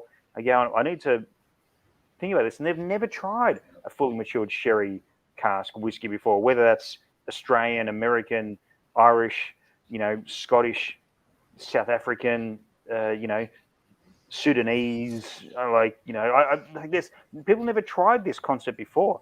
And so it's a whole new thing. And I still think that the Glendronach range is such a great entry point for people into the world of premium whiskey that I think that's probably why every bottle of Glendronach 18 that gets opened and shared around probably inspires another 5 searches from the people that tried it that have never tried it before. And on that point, Scott, and I think David, you see it at the show all the time. I know when Glendronach has been at the show, there's very little supply available. People would come in and go, "I've had the 12," and then they go that horizontally across the whole range, and then Brown-Forman, their parent company, is like, let's now focus on Ben Riach, and they brought in the Smoky 10, and then people try one and they go, oh, I want to try them all, and then next minute they've walked away as a new champion of that brand, and they don't remember which whiskey they tried. They just remember they just had Glendronach or Ben Riach or something, and we see that sort of behavior, at least when I observe it, all the time. Yeah, absolutely. Just picking up on Scott's point about prices going up with excise, etc. Well, in the next 3 years, we're going to see prices of everything that's imported going up because of just the COVID logistics backlash in terms of container availability, time frame. So if we look at what is this list going to look like in 2022, if the guys are looking at the market and seeing the gaps, we should see a lot more Australian ones, because with the supply issues that are coming out of overseas, they should be really pushing the products because they're local, they're here. So hopefully that's going to come up a lot more, because that whole the reason why Glendronach didn't feature in that 1 year is because nobody could get it. That's going to happen with a lot more brands. That people are just going to move on. They'll search for it, can't find it. Okay, let's see what I can get in that style, in that price range, and that's going to change people's purchasing behavior purely because of the logistics challenges.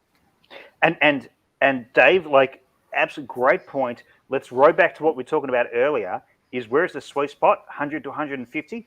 People won't move from there. No. So whiskies, and I've seen it at the Oak Barrel over many, many years. And I'm obviously not there anymore, so I'll need to get someone else's data in for that. But whiskies graduate out of that; they become special occasion whiskies, and other whiskies fall into that. And so inflation.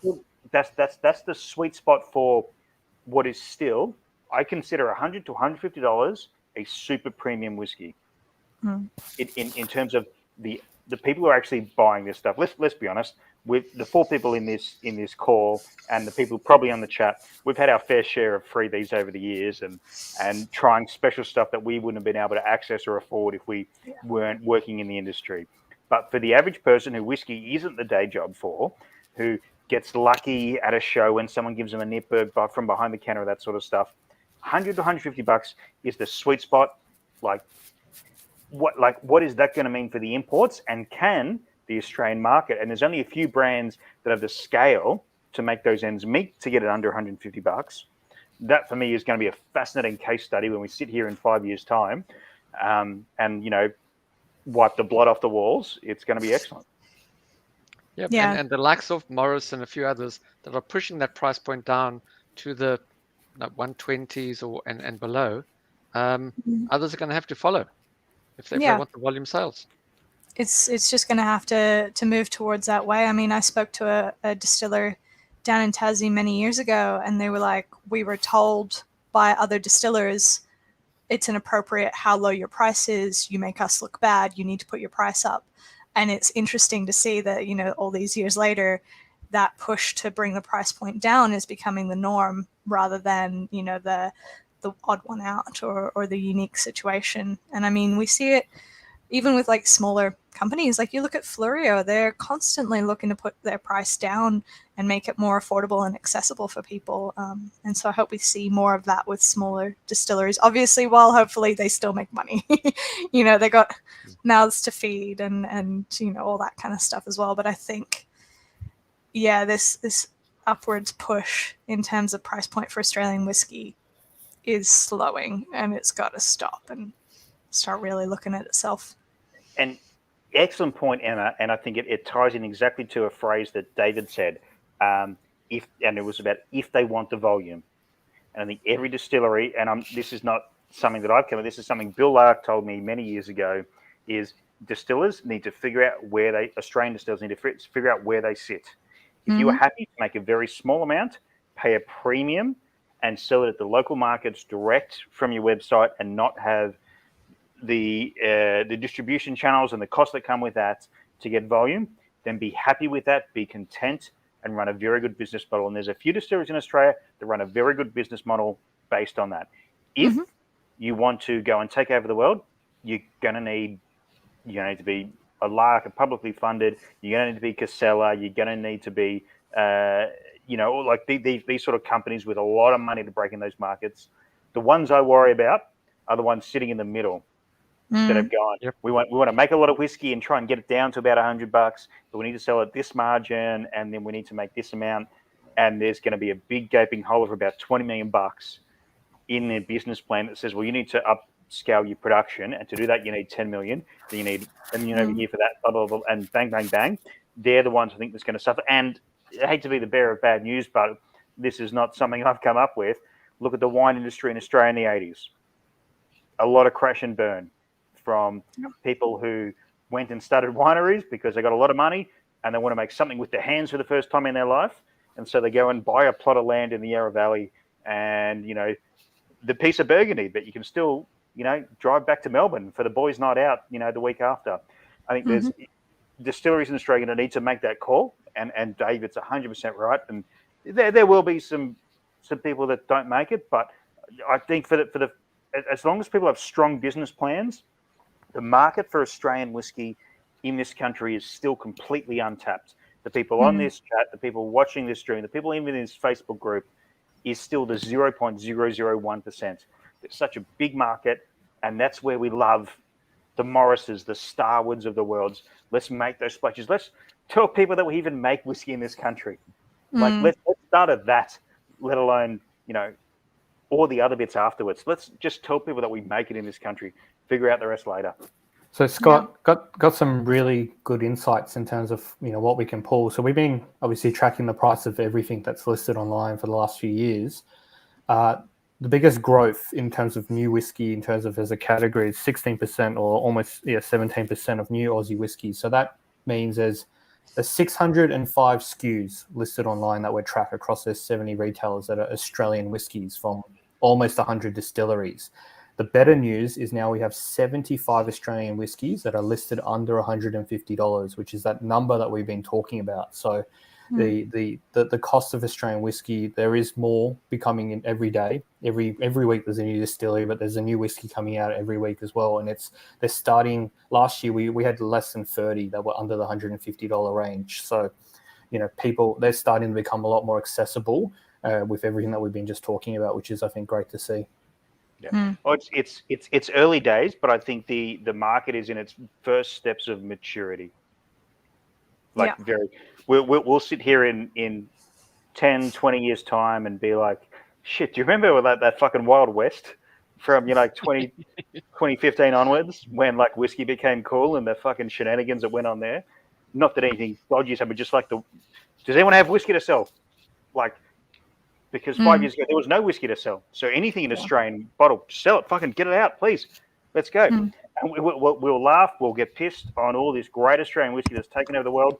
And we'll drink old fashions in a bar because it's going to be cheaper to fill that with an Australian whiskey than it will be with the multinationals from overseas. Your Scotch and Coke will not have Scotch in it anymore. We'll have Australian whiskey in it because it will finally be cheaper with the scale we will have by then. But it's going to take 10 or 20 years' time, and it's going to take some splashes and it's going to take some fun, and this list is going to look very different. Yeah, I think we're probably going to find and see that the industry moves towards these very distinct categories of you have, those bigger, high capital-backed companies, Norris and Ned's, obviously, and Starward and people like that, and you're going to have those, intermediary volume, the kind of the Tobermory's or the Deanstons of the Australian industry. Those they make a lot. They make incredible stuff, and they sit in that lovely space of being at the right price point while still maintaining their small business stature. And then hopefully we're gonna see this kind of you're gonna have those very core single barrels as, kind of the direction that Sullivan's Cove is taking with their, premium product there, they're Macallans, but they're only all rare cuts, and so I think we're hopefully going to have that breadth of choice in the Australian market as well, I think. Just a quick one, and I look forward to Scott's perception on this and his experience with the oak barrel in the olden days. 500ml bottles. What I find in retail and at the shows, size doesn't matter. In whiskey industry and probably liquor, size doesn't matter. You're buying a bottle for a price. Look at Nicker from the barrel. Everybody thinks, fantastic value. A 51%, 51.4% Japanese whiskey for under $100. Nobody says, but hang on, if you extrapolate and you do the sums and you take out your spreadsheet and you do all the calculations. No, you buy a bottle for a price. Hudson Baby Bourbon, 350 mils. The whiskey show on Maruvian that we did a few years ago, it was a 500ml bottle, and it was $150, $160.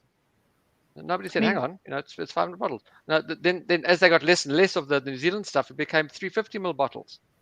And I think it's a distraction from the whole what the guys are trying to do. As you say, they're sustainable business models, and the people's buying habits of other whiskies should naturally come across to Australian whiskies, but there's this little buzz that says, well, hang on, what we do with other whiskies is irrelevant.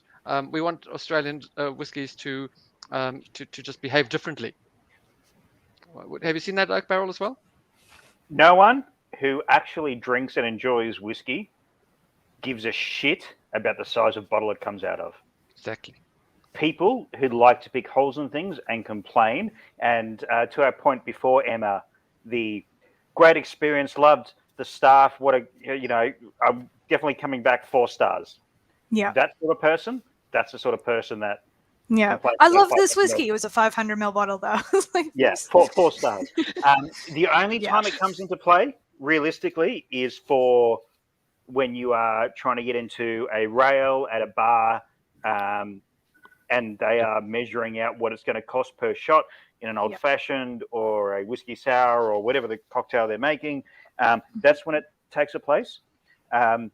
You buy. There are cheaper ways to get drunk than drinking whiskey, right? Like, we're not drinking whiskey to get drunk. We're drinking whiskey for flavor, for experience. You are buying a product. If it's in 500 mils versus 700 mils, that's what the product is. You buy it or you don't. You buy a 500 ml product and say, I wish I had 700 mils. Great, buy 2. Like that. It's such a like, I don't understand it's Australian, because it's not quite tall poppy, but it's just but for me, and if I'm being completely honest, and I know it's a bit ironic speaking as we are speaking on Facebook, I know we're on YouTube, but I ignore YouTube comment sections because they're fucking bizarre and weird. So like, people who do it are the sort of people who would never ever say that in person. It's it's a conversation. It's a bit of a backhanded sort of thing, saying like, I understand that, yes, you are not physically getting as much alcohol as you would get out of a 700ml bottle, but I tell you what, the cost of a 500ml bottle to a 700ml bottle is pretty much negligible. Like, they are very, very similar costs for the bottle, the stoppers. The only thing you're saving on there is the excise and the volume. And if you're an Australian distiller, particularly, you get X amount more bottles out. You get, 10% more bottles out of your run, 10% more people try your whiskey, and you bring the cost down by $10 or $20, depending on what your ratio is. That for me is a good thing. Like, that for me, like, let's get it out there until we get to the point. One of the things that is very true of, Morris and Starward. And yes, I do work for a brand that and I'm not going to plug my brand here, but I do work for a whiskey brand, and our standard is in 700 mils. Morris is in 700 mils. Starward is in 700 mils. It's only the premium stuff that we're talking about in this 500 mils. And you buy that product, you buy into the idea. If you're paying $200 for a bottle of whiskey, and you're complaining there's not enough alcohol in it. It's like, what? Go buy 5 bottles of Smirnoff. Like, what is your argument here? These are blood and soul. Yeah, I think it's a thing of you think about when a product on a shelf at the supermarket and they change the size on you, and this packet of crisps used to be 300 grams, now it's 250 grams, but they're still charging you the same price. I think that's where we get that, people get that mental thing from, well, it's smaller, so I must be getting ripped off, right? And one would hope that not a lot of distilleries are putting it at that price point where it is still excessive. A lot, all these distilleries are, costing these bottles of whiskey at what they require in terms of them to put food on their table in order to pay for the bottle, the labor, the aging, and all that. And I think that it comes down to what we're used to. We're used to 700 ml bottles. Like, if you took our 500 ml bottle sizes to America, they would be like, what the fuck is going on with this? Why isn't it 750 ml? Why isn't it a gallon in my face? And I think that why do we care about what America's going to think about what we're drinking domestically? No, I don't think that, but I think it just comes down to I think a large part of the reason why people have that issue with the 500 ml bottles. And yes, I think it's, we can make fun of it because at the end of the day, you're getting whiskey. You're paying for whiskey. You're not paying for the size of the bottle. But I think that it's that what people are accustomed to in America, they're accustomed to 750 mils. If they had less than that, they would be like, what the hell's going on? And it's the same thing here. We're accustomed to seeing all of our Scottish whiskies, all of our Irish whiskies, all that kind of stuff in the 700 mil formats. And so I think because the Australian whiskey is still technically very young, so if this transition towards 500 ml bottles, which is probably looking more and more like, it's going to be a bit more standardized outside of the bigger companies, is just a change for us. And it is that, my packet of crisps is the same price for less product, or my block of chocolate is the same price for less product. So it's just getting over that mental hurdle, I think, is really what the the Australian consumer industry needs. Yeah, but only from a retail point of view. And I think if you could bring up Ollie Addle's comment, which I thought was excellent. He said, "That's not the point, Scott. My friends need a whiskey will head overseas rather than small batch for the Oz market to go further. There needs to be addressed." It's like, and you touched on that, like, to go further. Like this Australian, I'm going to say modern whiskey industry is so new. Yes, we've been making whiskey in this country since Warrenheim in 1860, and there's lots of stories to be told there. But the modern Australian whiskey industry, to go further, we've never been about to go further. And, the whiskies to go further are the Morrises, the Starwoods, and a brand I work for that I'm not going to mention because I'm not here to plug that. That these are like... we're not hiding it. So we like no one's hiding the 500 mil thing, and I think that just needs to be taken into account. And that's the price of what it is. And to what you were saying there, Emma, like, I don't think anyone in Australia is, like, recently at least, has done the bait and switch. No one's come out with 700 and then replaced it with 500. I know that has happened in the past. Tasmania is the worst for that, if I have to point a finger, but, they did it for very good reasons. But that's the way it is. And I'm a fan. If it costs less and you get more bottles out of it, like, for the producer's point of view, they're actually probably paying the exact amount of same price for the bottles, maybe a cent or two less for 500 less than 700. So they're not saving anything. But the more people that can drink it in these very, very like this, we're in toddler years, we're in baby step years right now, I believe. Like, let's tell people that if it has to be in 500 ml bottles and you pay a little bit less excise and your distillery stays alive, fucking oath, do it, mate. Jesus. Can I jump in? So whiskey is my jam. Really good point. This is not the first industry in the world to have changes to packaging to cause chaos. Beer, wine, everything. Wine's about to get a resurgence in packaging where all circle bottles are going to go square bottles. I've been reading about a potential trend with recycled packaging and cost of shipping. So, winos, things are going to go crazy. The one thing, looking back at the data, is, and we're in an infancy stage, Tim Duckett calls it the market correction that's going to happen. 2-3 years ago, most Australian whiskey, the average price, and we're matching the price. So a 500 ml bottle, divide by price, you get the price per liter, milliliter, and then you multiply by 7. So this is 3 years ago, the price of Aussie whiskey is around $340, $350 a litre. For that 700 mils, just looking at my notes. And dividing it by 2 or 3 years later, we're now looking at the average price of Aussie whiskey is $272 for a 700 ml bottle on average. So as we get more Aussie whiskey, as we drink more Aussie whiskey, the price of Aussie whiskey is going down. Doesn't matter what it's coming in, we need to be drinking more Aussie whiskey. And the biggest price decision, more than half, I reckon, any consumer does, is on price. We've been talking about that 150 sweet spot, the top. There's the average and the median there, 145. We drink more Aussie whiskey, the price is already going down. It will continue to go down, and we'll hit that 150 sweet spot eventually. And that's when we'll say the Aussie industry has become at a much more mature stage. But that may take a couple of years or 5 years. It doesn't matter. But we just got to keep drinking it, and we'll get there eventually. That's my personal take on it. Yeah. And can I add to that, just on that, you're talking about the end consumer price, right? Yes. Yeah. So about 5 years ago, 6 years ago, the cost for a Lal, so a litre of alcohol of Australian whiskey new make around the country, was averaging about $50 to $60 a Lal for new make spirit. And obviously, this is what I'm getting fed back to me by people who are buying new make spirit. And obviously, I was in those conversations, having bought a lot of mature spirit, talking about new make spirit as well. As of 2 or 3 years ago, that price had halved. So about 20 to 30 litres of new make. So not mature spirit. So again, there's a delay in what we might see here. Right now, I think it's probably even lower than that. The cost of like spirit Lao should be around, depending on how big your distillery is, between $5 and $15.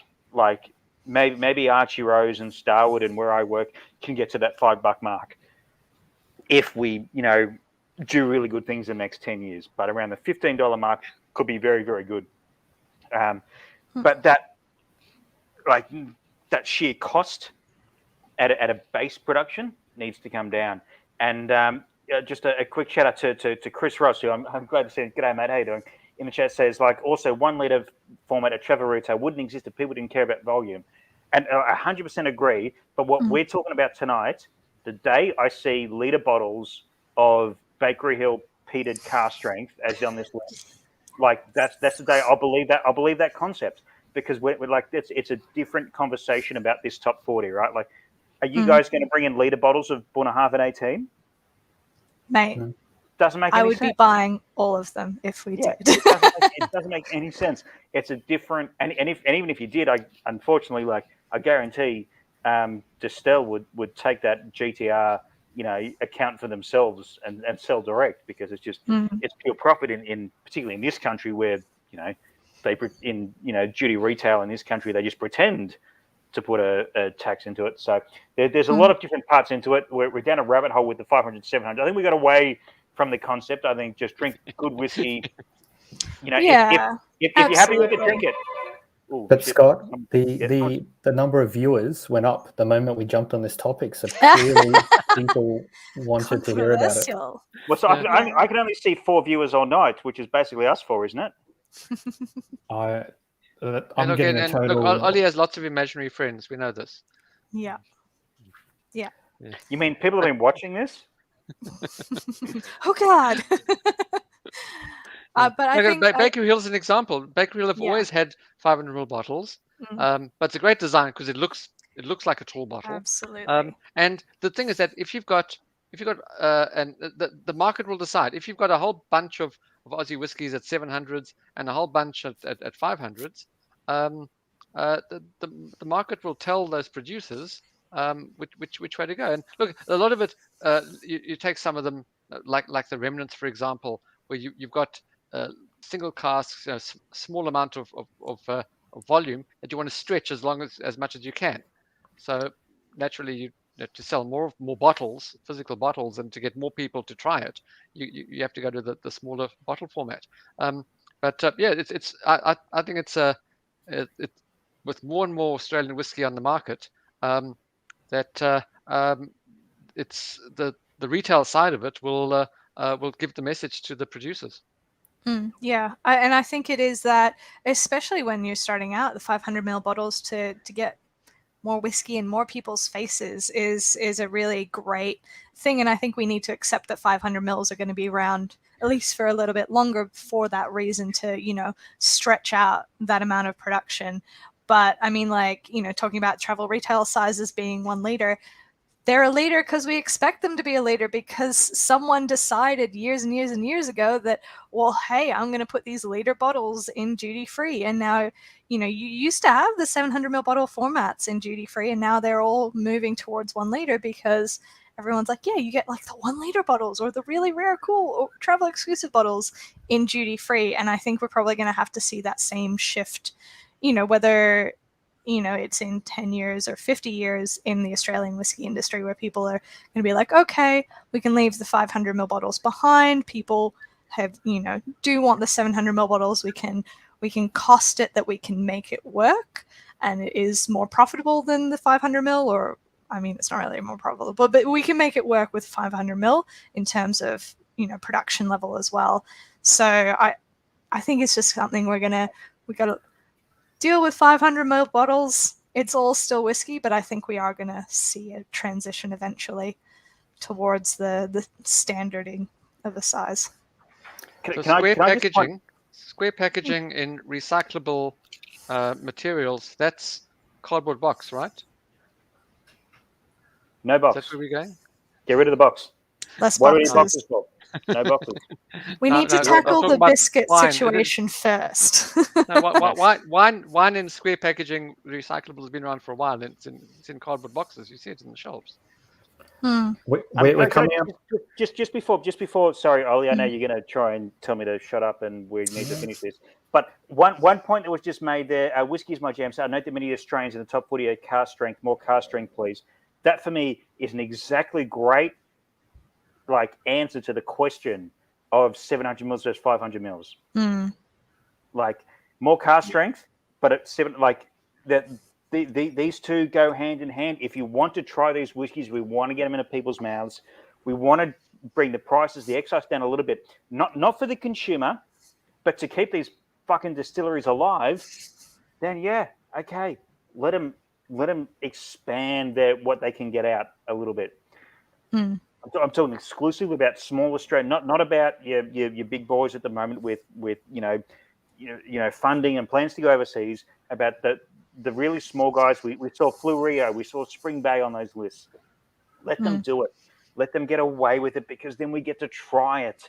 Otherwise, it could well be the difference between 500 and 700 mils sometimes can be $40. It's a bit of money by the time you factor everything in. So it's a really good point. I'm gonna call time on the 700 mil discussion, because it's wonderful. No more. What about the 650 mil discussion?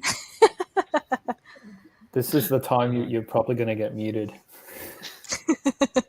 One question for everyone before we wrap up. It's a wonderful list. We'll publish the results tomorrow. Thank you all for joining. But one last question to go around before we finish up, because we're pretty much on the 2-hour mark. This has been great discussion so far. Is around the room, what prediction do you think is going to happen in 2022 in the Australian consumer whiskey world? Doesn't matter if it's distillery, retail, clubs, everything. Is there anything that we should be looking out for, excited about what's coming? What in our experiences being in the industry, what's coming? What can we look forward to? David, I might let you go first. No, it's. I think I mentioned it. Is that that we're going to see that percentage of Australian whiskies being consumed, purchased, drunk increase. Because of that, you've got economies of scale, you've got the supply chain challenges from overseas, and I think there'll be a also that slight increase in premiumization as well. Yeah, in that 100 to 150, but it will tend more towards the 150 as we've seen in the last couple of years as well, and a bit more a, a bit more kind of uh, the word I'm looking for is the propensity for people to explore newer and different whiskies than what they probably thought that their narrow channel was. There's going to be a lot more diversity in what people are drinking. Oh, good answer. Emma? I think we're going to see more. I mean, I know that obviously it's every year there's more experimentation with casks, but I think especially, in the Australian industry, we're going to see more experimentation with casks. I have a friend who's doing a Curacao cask just for the shits and giggles, and I think that we're going to be exposed to a lot more different wine varietals as a result of this experimentation. But I think, I think Scotland, especially with the tequila and Calvados barrels being allowed and stuff, we're going to see a little bit more of that coming out. And so we might be having to broaden those flavor profiles as well and those flavor palettes. But yeah, I think I agree with David. We're going to have supply issues no matter what. And I think we are going to see a lot more people turning to their local distilleries and, driving over and making friends with the people who make whiskey in their suburb or their state or whatever. And I think that that's going to be a really new, interesting thing that's going to be more prevalent in the next year in Australia. All right. Scotty? I'm going to react to a few things in the chat very quickly. So Tom says, I'm very jealous of Imperial any for sale on Oz. There was, all sold out about 6 months ago, but it's unbelievable. This North Star Imperial I'm drinking right now. Someone else, I think it was Vidal, said more whiskey memes. Hopefully the death of whiskey memes next year. That'll be good for me. That'll be, I mean, okay, maybe the emergence of whiskey memes that are actually funny. That could be a big start. That's good. Chris Ross, more bourbon cask, 100%, because we laid down as an industry a lot of bourbon cask about 5 years ago. So a lot's coming to market in the next little while. So that, yeah, definitely is what's happening. Mike Latham says native grains. I love the concept of native grains, but there's only X amount that exists that are like fermentable and then mashable, and so that's going to still be a premium product. But for me, I think it's sort of, I got asked this in a stream a couple of nights ago, and it was basically like, I've gone from this world, the world that you guys work in, this ultra premium, trying whiskey, like unbelievably great, delicious single malts and bourbons from around the world, and great Australian whiskies that, let's be honest, none of them ever, we never pay to try any of this sort of stuff. We get all the samples, all that sort of fun. For me, I think where we're on the precipice of as an Australian whiskey industry, which is potentially not that relevant, is the everyday whiskey. I think we're about to start chipping into the everyday whiskey being an Australian whiskey. I'm talking Starward Twofold. I'm talking the premium whiskey. Like someone mentioned, they got Morris Signature for Christmas. I think everyone who gets a bottle of whiskey for Christmas next year should get a bottle of Morris Signature. Like at that sort of like $80, $90 price point. Like, can we get that? Can we bring Australian whiskey into the everyday? The Dave Vitale model, when he built Starward, to say like it was the whiskey you don't feel guilty about opening with a bunch of friends when they come home a little bit drunk after a night out. Let's get Australian whiskey into our day-to-day drinking habits. Let's get it into face to face. Let's get back out there. And I think based on what someone said in the chat there, I saw it quickly. Whiskey in Focus. Not only a face to face whiskies tasting is going to come back, but it's really been 2 years since we've been, Dave. You know this very well. Since we've been in a habit of that. Let's not just pick up the tastings we used to do in 2019. Let's learn from what we've learnt in the past 2 years. Let's make the tastings face-to-face, what we used to do, better. Let's attract new people, not just the same 100 people in every city. Let's get new people into whiskey. Let's expand it out. I'm not sure that's going to happen, but my prediction is, that Australian whiskey, your Starwoods, your Morris, your Dugeites of the world, your whippersnappers of the world, I think they're really going to start cracking into the everyday drinkers, and then that's a game changer. That's a game changer for every Australian distillery, whether you're selling a bottle for $100 or $2,000 a bottle. That is an absolute game changer, and fuck me, I wouldn't have left the oak barrel if I didn't believe that was possible. Yeah, absolutely. Great point. Shots? Yeah. It's finished. I'm shotting 30-year-old Imperial, so closed distillery from North Star. I'm Jawadja 62.9%. Got some Highlander and 14-year-old Oishi Green at 63%. I'm only at 52.8, but I did more tequila shots than you guys did, so I feel like I can get away with it. I'm only at 58%. I want to go have a Paloma. Ushkabab, Merry Christmas, Happy New Year, everyone. Happy New Year. Happy New Year. Thank you to everyone at home who's across the 3 channels we've been promoting today. We'll publish all the results tomorrow. It's been fantastic discussion, great comments. And to our panels, Scotty, David, and Emma, Happy New Year. All the best. It's been a great year, but we can definitely do a bigger, better year next year. Absolutely. Excellent. Thanks, Ollie. What are we doing tomorrow Well done on the list. Tequila shots. Are you guys coming around my place tomorrow night, or? Are you back in Sydney? Yeah. In Surrey Hills, sad. There you go. All right. Well, I might call it quits to the live stream. Just putting up a few more of these wonderful comments. Yeah. Happy New Year. Stay safe, everyone. That's a big thing. And drink some whiskey. Post up your photos of what's going crazy. Let's just get back to drinking. I think that's the big call out for me. Omicron's going crazy. Post your pictures of Omicron. All right, calling it quits. If we can all stay online. Otherwise, see you in the new year, everyone.